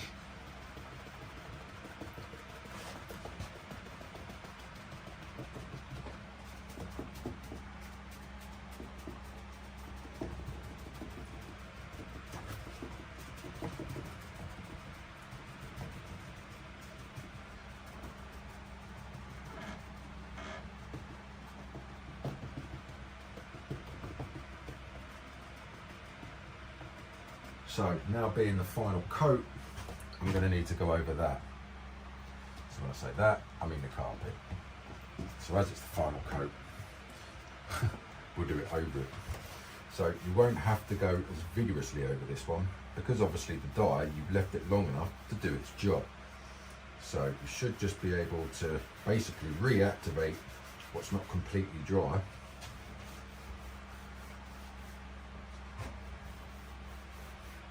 Let it soak in, give it a as such.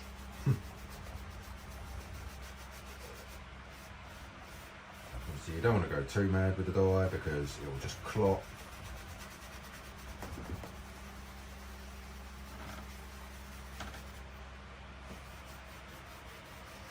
To be fair, you don't actually have to do a second layer of this. Again, probably overkill. but I like to do things right. I would rather spend that extra 10 minutes doing it right the first time than having to put it all back together and do it again. Which I'm sure no one likes to do.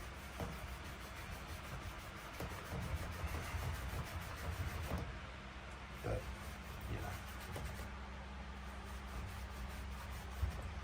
Probably a little bit too much on that. That's probably going to die a little bit hard now, but I'll have to live with it.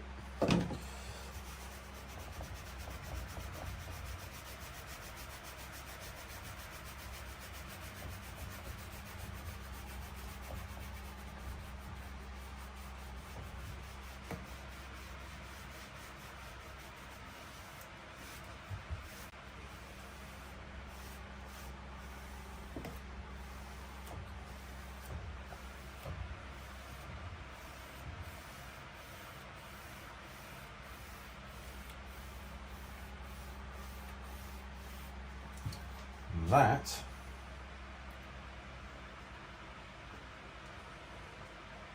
is that dry. So what I'm going to do now, because I'm not in a rush, but I don't want to bore the hell out of you. In the last live I did explain you can speed up the process with a hairdryer. I don't recommend it. I prefer curing it naturally, but we'll do it for argument's sake. So low heat, low jet.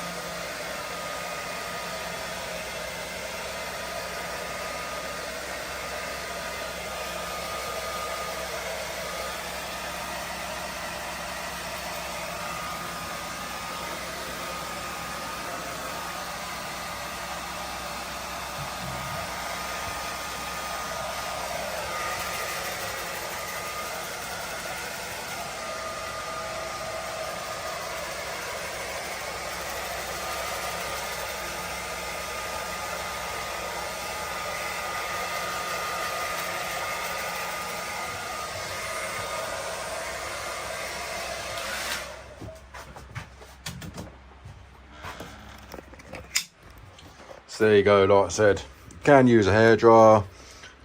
And what was that, 2 minutes? And it's dry. Well, touch dry. Not cured, but dry. I don't particularly like using the hairdryer. I like it to dry naturally. So what I'm going to do now is I'll probably leave that for about, see, there is some bits that aren't quite dry, but the results are pretty good already. The other bit's drying over there. So we've now got to do the armrest part. But what I want to do is I'll let this cure. I'll bring in the armrest part, start painting that, and then hopefully this will be ready to protect with the protector.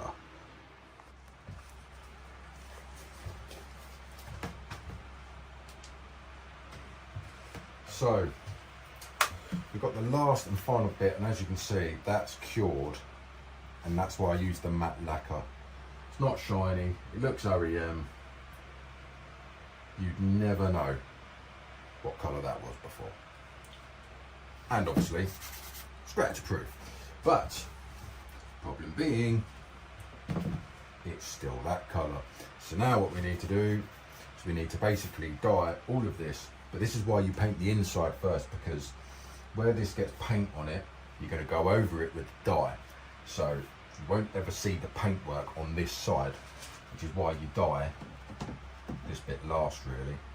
So again, same principle, just get it yours and slip it on. Now obviously you are going to need to froth it up a little bit and then just get it all in the speaker.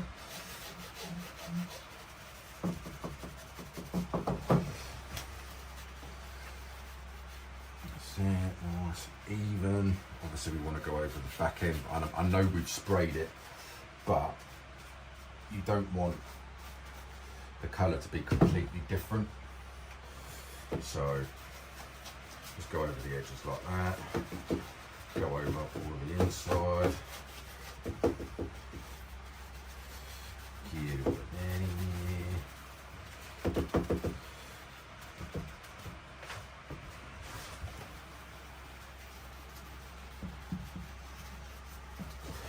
I leave the speaker till last because the speaker does need a bit more work. So again, you're just rubbing it in, making sure you're doing a half decent job of getting it all in there.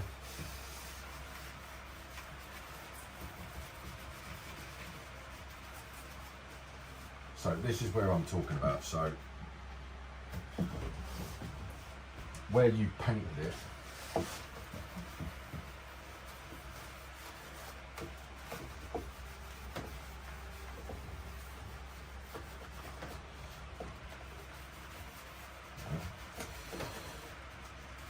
finish that sentence in a minute.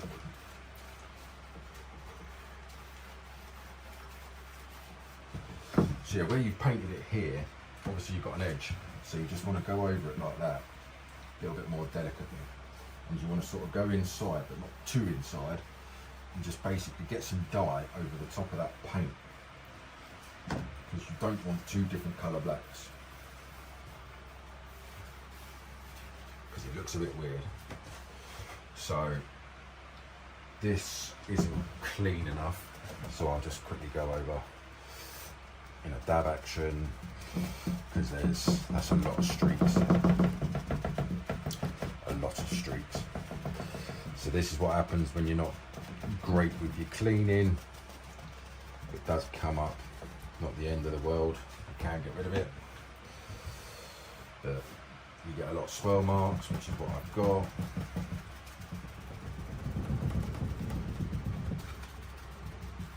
I don't like swirl marks.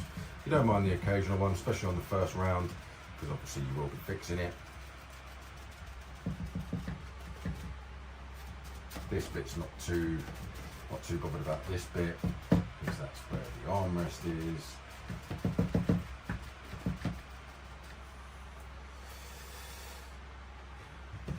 Just go over the top of this bit. I'll lay that down now.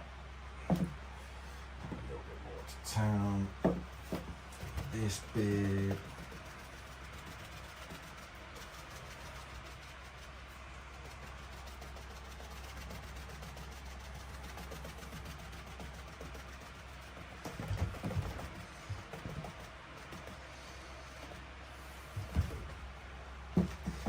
hardest part of this is knowing where to hold it.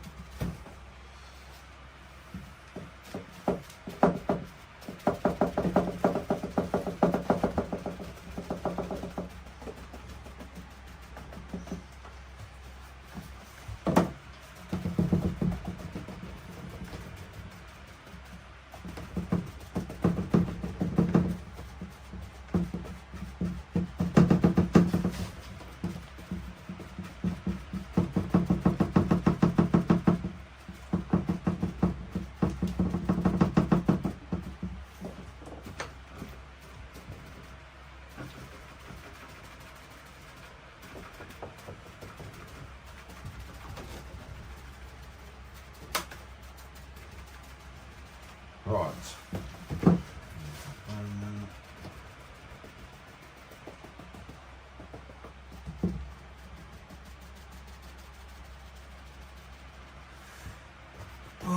Right. To the speaker, so you just go nuts with this basically. You dig it in. So to speak. You just want it to get all nice and frothy really.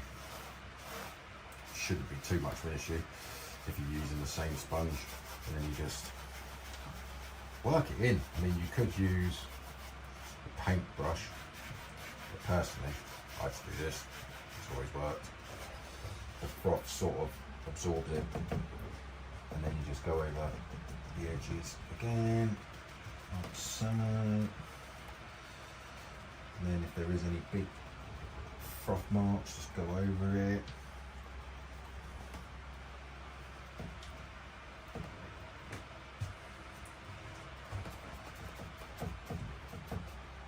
Right.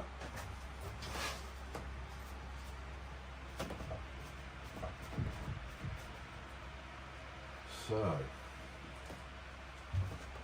I think that's the best we're going to get out of that bit. So once again, we'll wait for this to dry.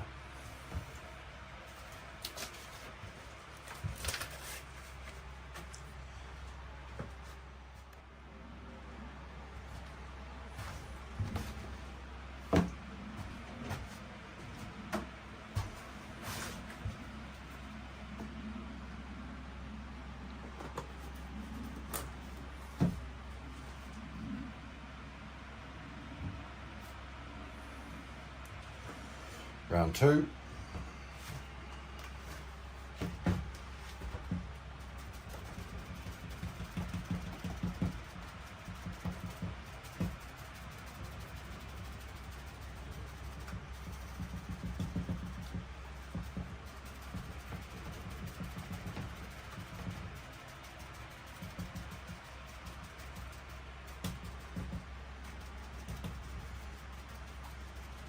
This is also where you find out if you've done your repairs right, because obviously I'm holding that quite well. I wasn't exactly being gentle with that.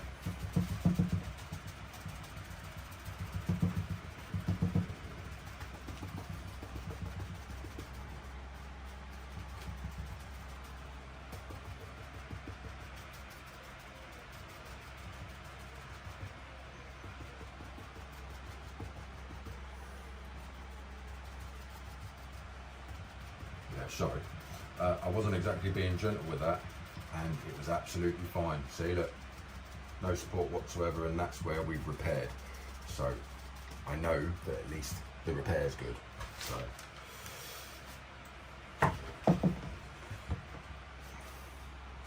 which is always good when you're filming and it works, because otherwise it looks like, makes you look like a bit of a knob when it don't work.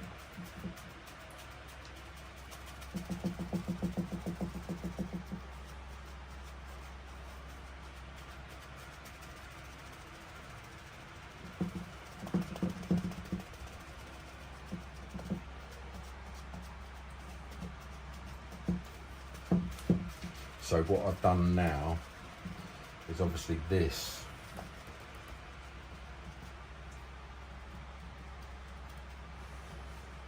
That's where we did the repair. So now I'm going to proper cake that on. Hopefully fill some of the gap.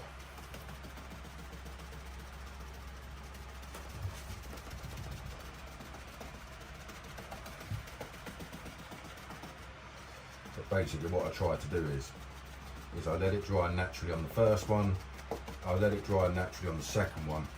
On the second one I also go a little bit more nuts with the dye, because that's sort of like, what's the word I'm looking for? That's sort of middle ground, so to speak. It's not your bait, it's not your primer. It's almost like your main coat. So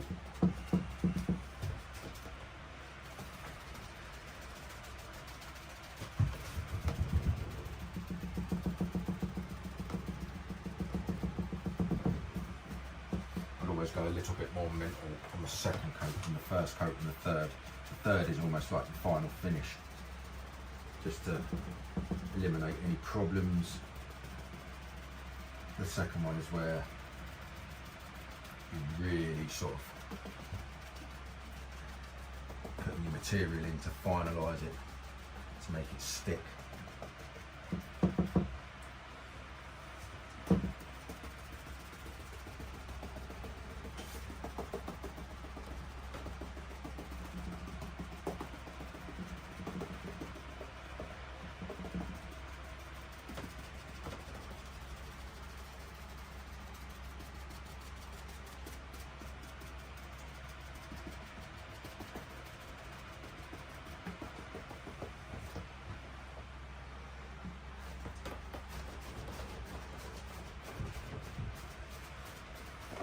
There is one problem with this dye. If you let it dry on whatever surface it's on, it does sort of stick. Bear that in mind. So if you've gone like what I've just done, move it. Because it will stick and you'll never get it off.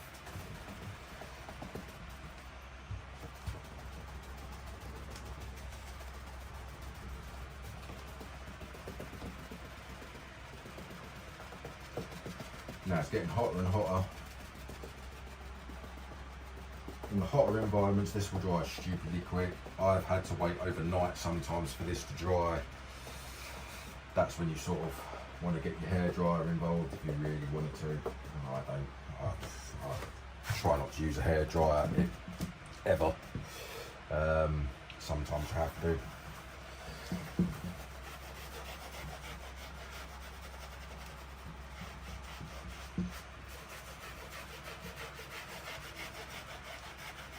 So I'll froth that over, let all the froth go in the ridges, in the sort of crevices of the speaker. Then I'll just literally dab round it again so it's all uniform. You never knew.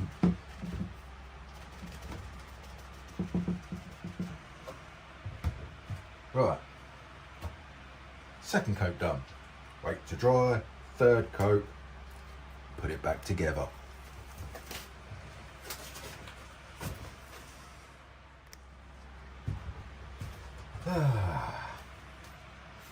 And finally, round 3. So with round 3, you don't have to go mad with round 3. You just want to touch it up basically. Touch it up, make sure it is all uniform. I put way too much on there. Oh well. This side doesn't really matter too much because it's right next to the door.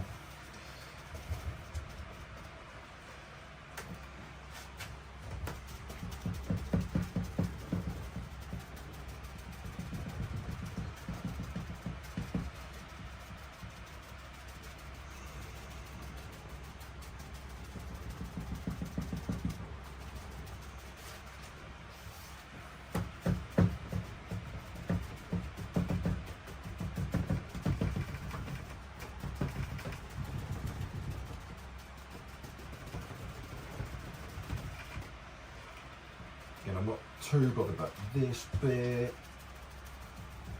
because the armrest goes over there.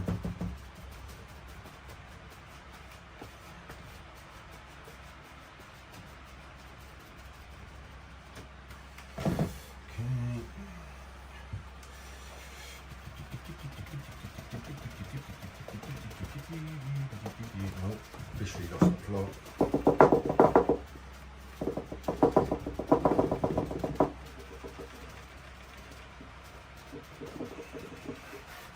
At this point, I won't go too mad with the grill because it's already had loads.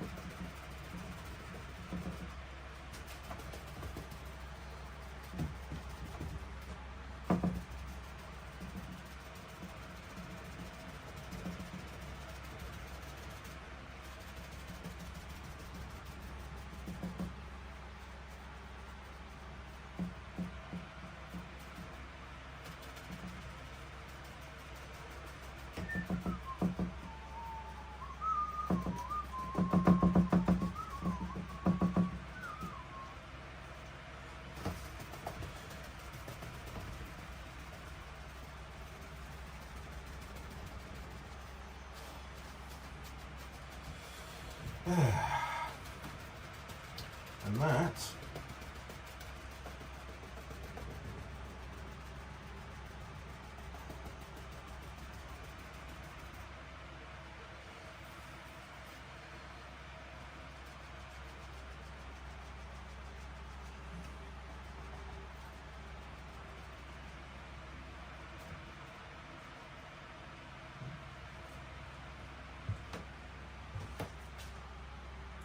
the last of the dyeing done.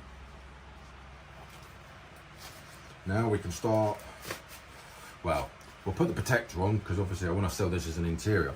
And as I've already done the other two rear ones, we'll have to match that because it will look weird if these are glossy and they're protectors. But I'll explain that in a minute. So this is now pretty much all dry. As you can see, the repair isn't the greatest, but when it's in the car, you won't really notice it. So it's all dyed now. It's all looking good. A few bits that still need to cure.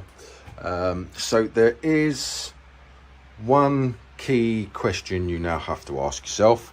That is obviously the door card is now cured and the arm rail is now cured. So the question you have to ask yourself is, do you want to put a protector on it? Now, in my 1J, I've got no protection on it whatsoever. It's not scratched, it's not come off, it's not done anything. But I haven't driven it for 3 years. So it's one of those things where you need to make the decision whilst you're doing it. Now, if you've got kids, dogs, you're quite rough, you wear a lot of jeans, a lot of rings or whatever, I suggest you use a protector. Now what the protector does, it acts like almost like a lacquer. So it will protect, it's what the manufacturers use basically. So it gives it a nice shine, and when you're cleaning it, it gives you something to clean against, so it doesn't actually affect the dye. If you're going to do it, you obviously need to do it at this point. I'm going to do it because obviously the rear quarters, I did it. Yeah, so it's all going to match. But you don't have to necessarily do it. At that point, you can skip all this bit that I'm just about to show you and go to the assembly bit. Well, you can't skip it because it's live. What am I talking about? But yeah, so I'll show you how to protect it now. I'm actually going to use an air gun. The air gun compressor comes out so much better. And my last live, which is now a video if you want to go back and watch it, I show that you can put the protector on with a sponge and do it with the old dab, dab, dab, dab, dab, dab technique. Problem is it doesn't come out great. I mean, it's all right, but it's not what I would class OEM. So if you're doing this, it might be worth buying yourself a cheap compressor and a spray gun. So for all intents purposes, I'm going to use the spray gun, and I'm going to show you how I do it with my spray gun, because it just gives you a better finish. Now, like I said, at this point you could just put it back together and job done, but because it's now in 3 pieces, we now need to put the protective layer over all 3 before we put it back on.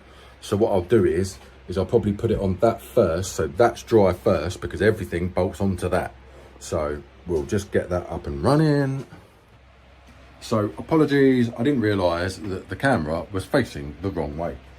So this is the protector that I use. It is literally exactly the same company as the black dye, because I'm a strong believer in using the same company as their products are designed for their products. But that stuff, what it does is it sort of gives it a matte finish. Now, the more layers, the more matte it goes. So I always do 2 layers, and I always find that sort of comes out OEM. Gives it sort of like a satin finish, not a gloss, not a matte.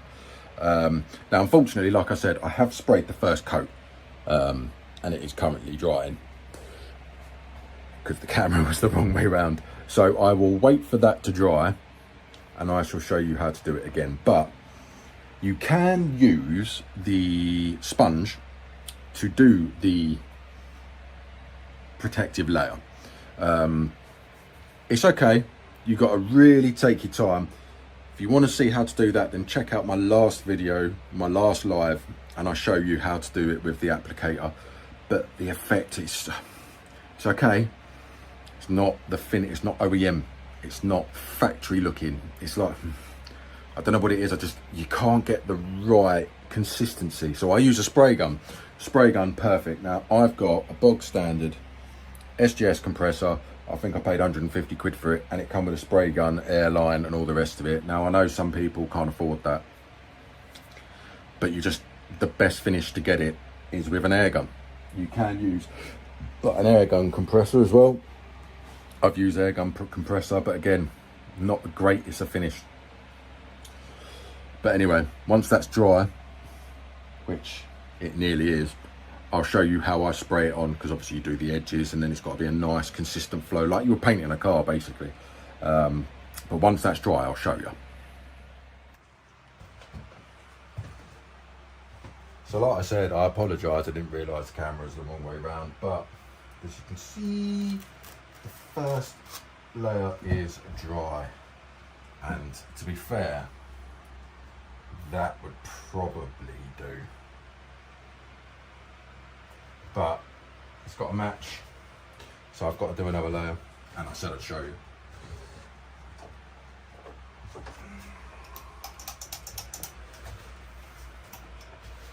So just a nice thin layer, because I've already done the edges. I'm not going to bother redoing the edges, but when I say the edges, I mean around the bottom. We want to avoid touching any of this, because it will go a bit funny.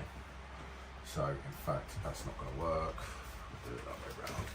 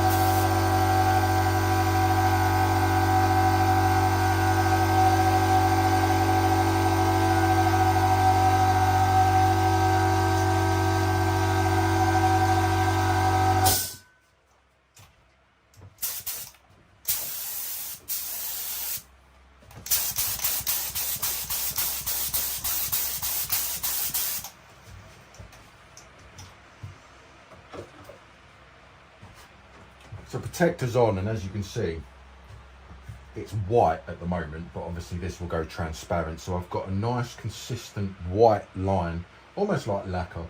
So once this is dry, that's it, because this is the second coat. So then we're going to have to let that cure, which is why I've done this first, because we've still got to spray the armrest and the panel as well. that's got to cure, and then we've got to put the armrest on top of the panel. And we don't want to scratch it, and obviously just like lacquer, until this is fully cured, it's soft. So we'll literally let this dry out, and then I think the second point of call,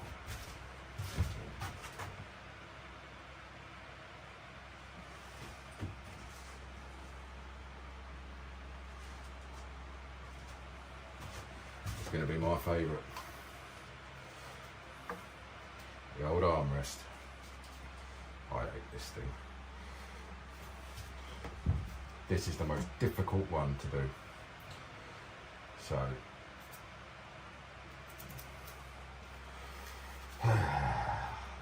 start from that side.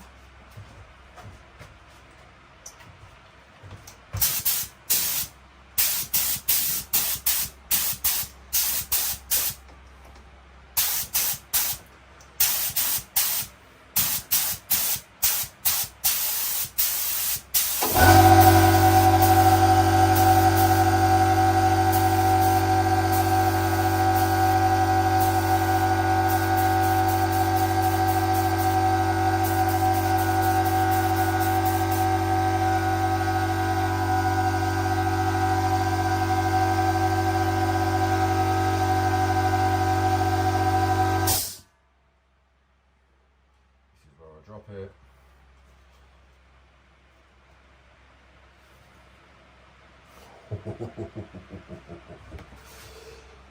Right. So already we're getting imperfections on this. This is probably where there's grease. So we'll just have to keep an eye on that. Might have to clean it for the second one. But again, I need this dry, like fully dry and cured before we can put it back on that armrest. So I'm going to have to wait for that to dry before I can touch anything else. So,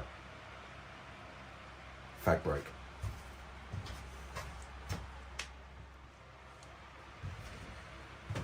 So, as I know you're probably getting a bit bored, I just painted I've done the armrest, and I'm literally waiting that because I'm trying to get all this done today so that we can finish off the video. And it's getting late, so to be able to put all this back together, I need to give it at least a couple of hours to cure. So we're on to this bit now. So again, I'll go around the edges and then I'll do the bulk of it.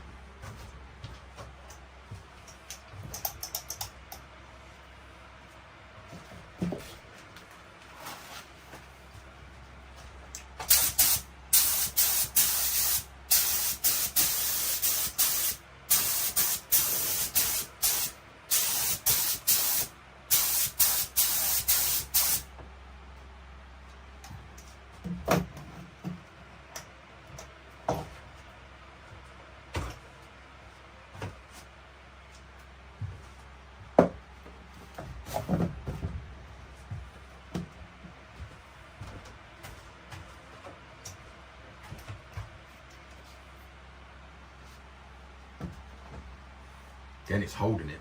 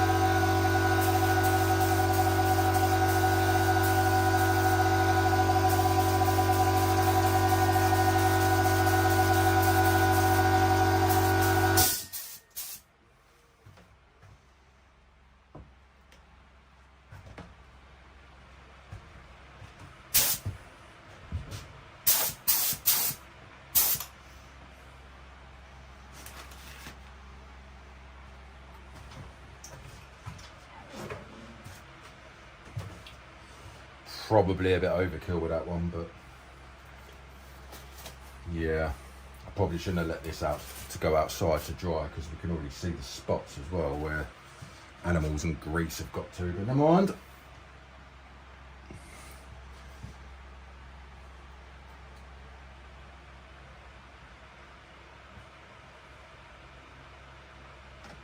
In fact, I'm going to go against everything I said, and I'm going to heat it up.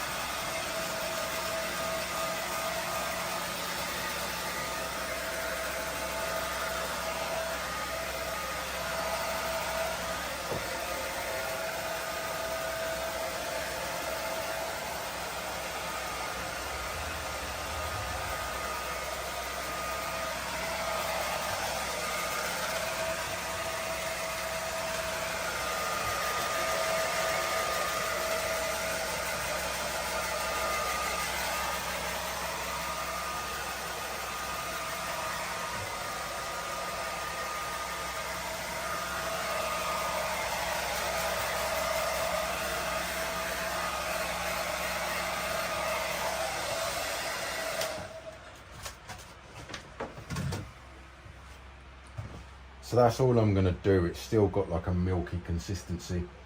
I've literally just heated it up a little bit to sort of try and get it to go a bit quicker, because I'm planning on putting this live at about 8-9 o'clock tonight, and it's now 3:30-4 o'clock, and I've still got to put it all back together and upload it. So yeah, it's pushing it a bit, but I know it's not live, so I kind of want to stick with the whole I've done it today sort of thing, but it might need to be a tomorrow job, but we'll see. Right, coffee break. So that's all dry. Final spray.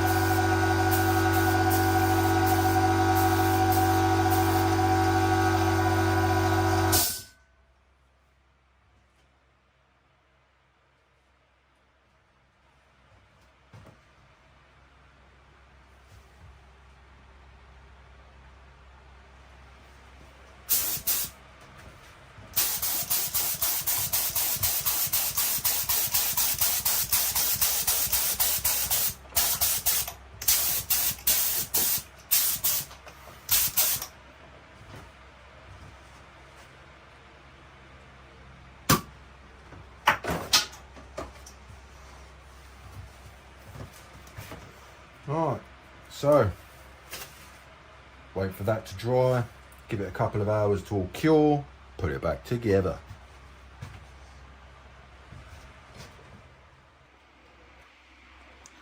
So all the bits are outside curing. So as you can see in the sunlight, they look much better in the sunlight.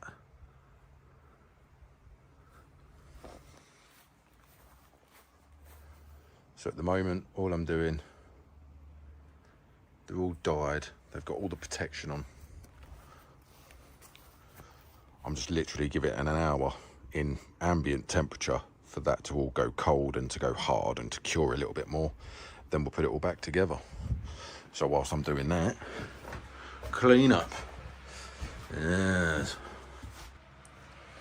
Right, so ideally you should let this cure for 24 hours, but I don't think you're going to sit here and watch this for 24. In fact, there's probably no one watching now.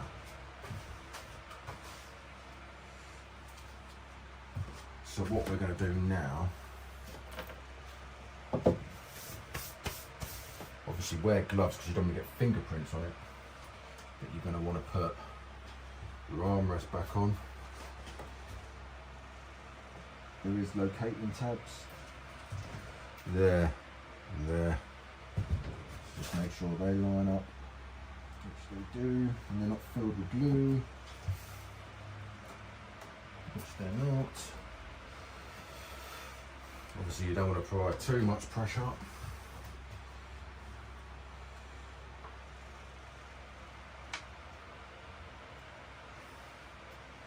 Now like I said, probably shouldn't be doing this yet, but never mind.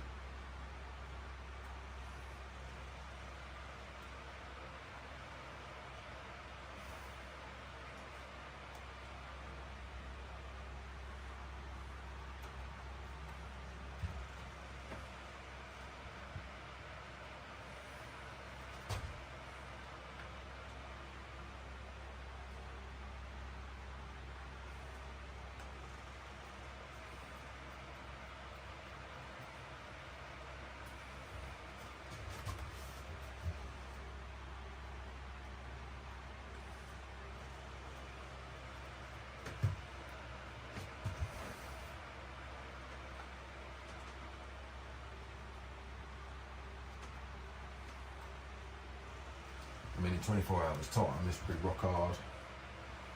Everything will be as dry as it should be. But at the moment, it's still soft. At the moment, what we're doing is we're trying to assemble, and the paint's still wet.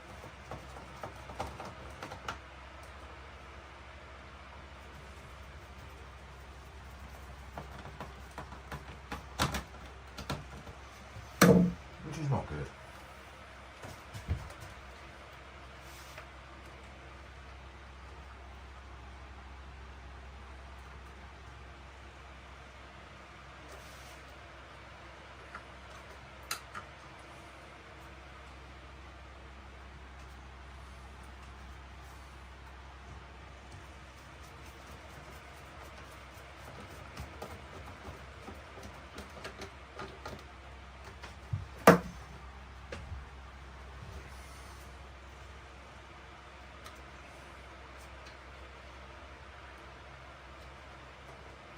Right, so that one's not going in because there's too much dye in the hole.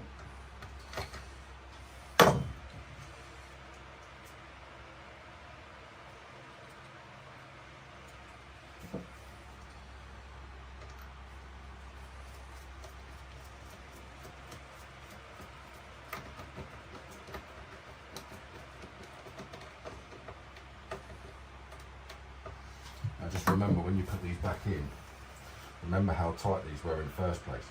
Not very. And you don't want to start snapping plastic after you've just done it all. There we go, and that is it. So, hopefully, it hasn't created too much. Nope, we're good. none whatsoever. So there you go. That is the armrest back on there. Now we could have done this with it on, but you run the risk of just getting loads of protector stuck in the seams and it just looks naff. So I'm happy with that so far. That's looking good. So let's go get the other bit, put that on.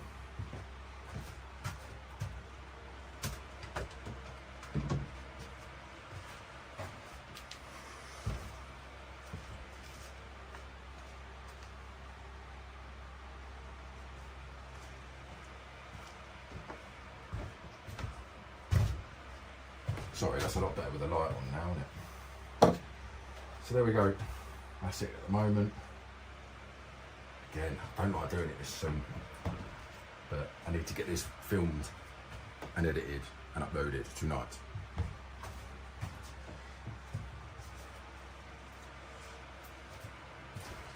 So, we'll get our screws ready. Now, there is a little tab which goes in this end.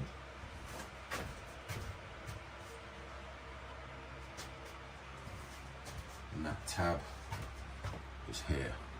So you just need to make sure that that's lined up. And make sure you're not scratching anything.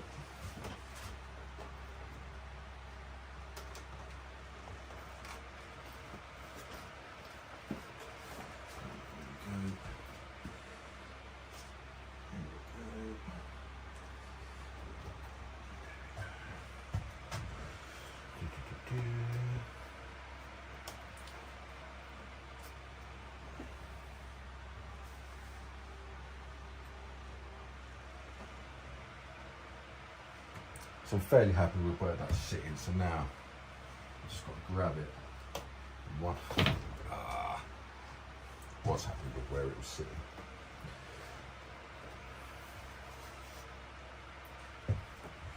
You've got to try and grab it, turn it over without flinging it over. And again, I don't like doing it like this.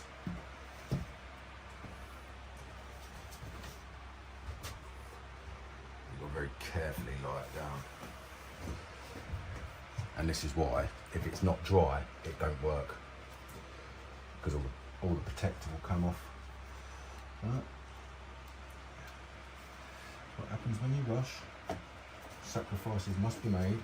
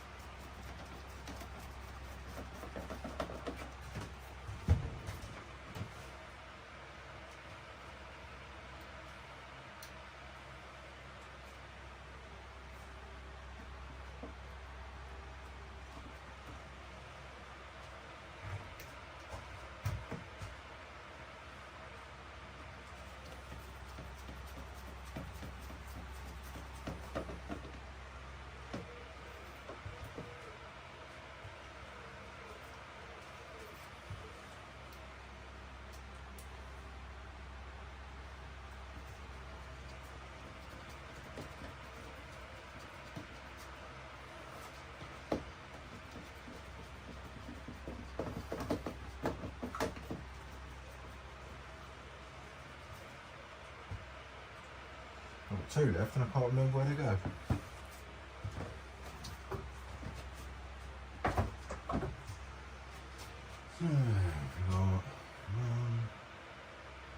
Hello.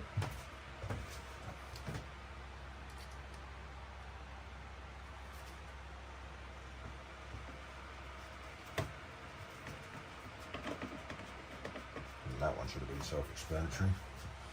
1, 2, 3, 4, 5, 6.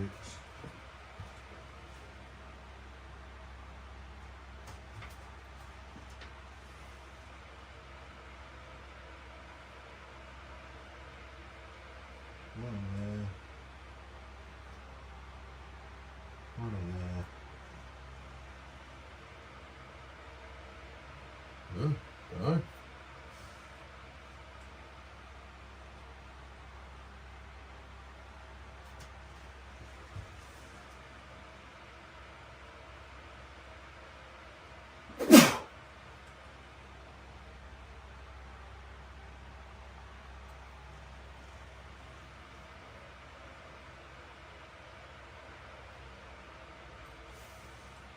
Dunno.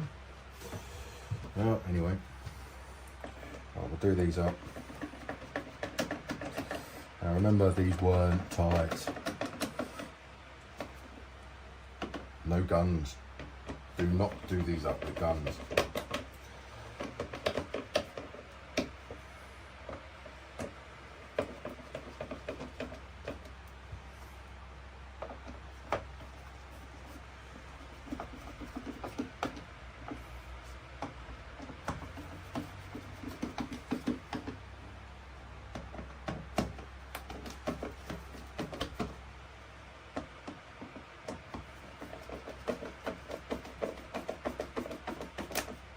And that's what happens if you do them too tight. You can see I wasn't even going that tight, and that's just snapped.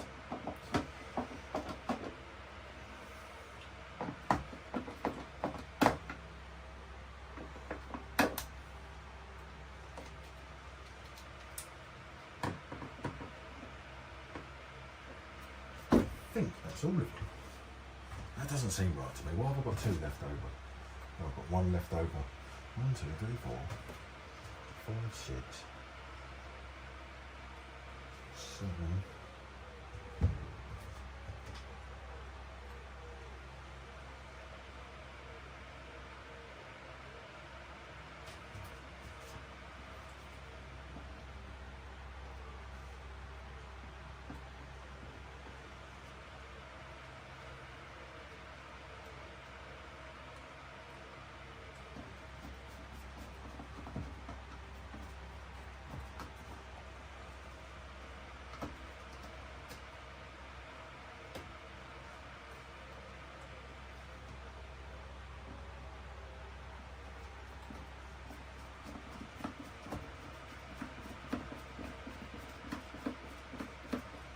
Yeah.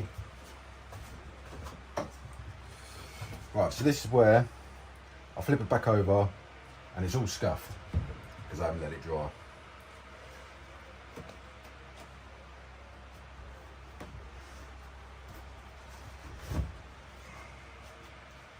Oh no, I think we got away with it.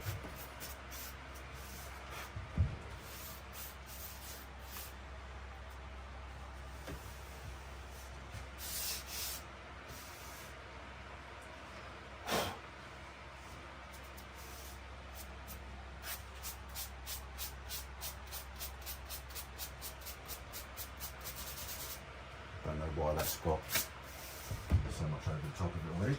I think that's where I was spraying this bit. It's a bit of overspray.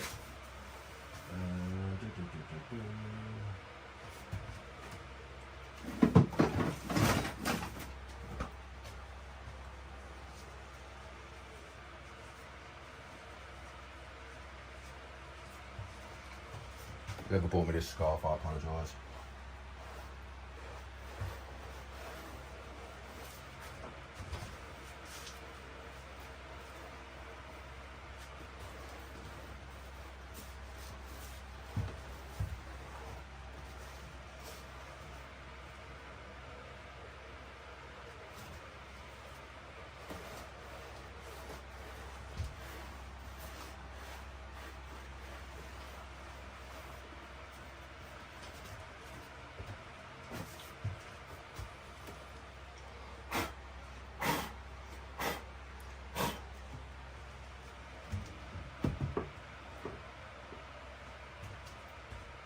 there we have it.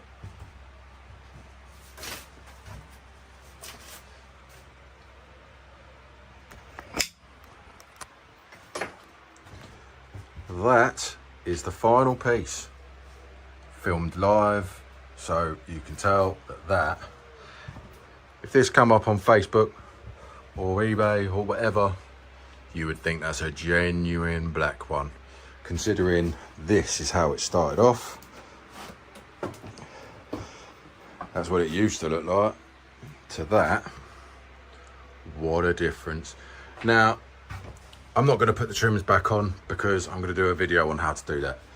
In fact, what I might do is, let's take it outside, because if you take it outside, it will give you a better view.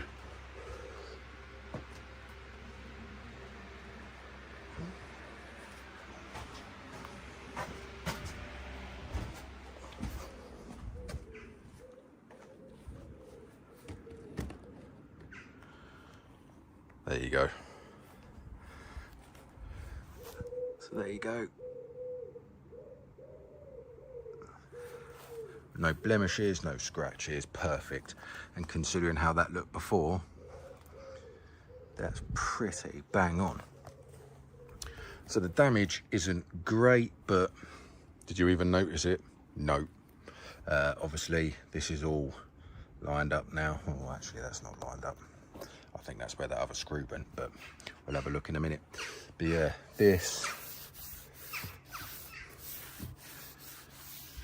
it's nice to the touch. It feels genuine. Not going to touch it too much because it's not cured yet. But yeah, this is why we did all the black, because that black in there matches the rest. And that's why you do it. Because I've done a few where I forget, and then that bit's still cream and it looks naff. So there you go. One door card died in one day. Didn't think I was going to do it, but we did manage to do it. Now that is a rush job. I shouldn't have rushed it that much, but I wanted to get this filmed today, uploaded today. Still got to talk to the boy and do all the family stuff as well. So I don't know how long this is going to be. I think this is in the 2-3 hour line. So bear in mind what I filmed is actual time that I'm prepping, that I'm filming. Like when I'm actually working, I'm filming. The rest of the time you're waiting. So potentially what you could do is, and what I should have done, but I haven't got the room, is whilst you're doing one and you're waiting for stuff to dry, you could crack on with the other one, because I've now got to do that one at some point. But yeah, so proof's in the pudding. You can do probably both in a day, probably. It's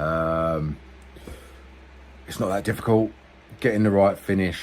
It just takes time and practice. That's why I say start on the back panels first and get the door cards right, because you don't want to start on the door cards because you've got to take things off and repair it and all the rest of it. But yeah, so I'll do a video on probably the window trims next and how to repair them. Then we'll go with the glove box, which you got to strip down, which is a pig. But yeah, anyway.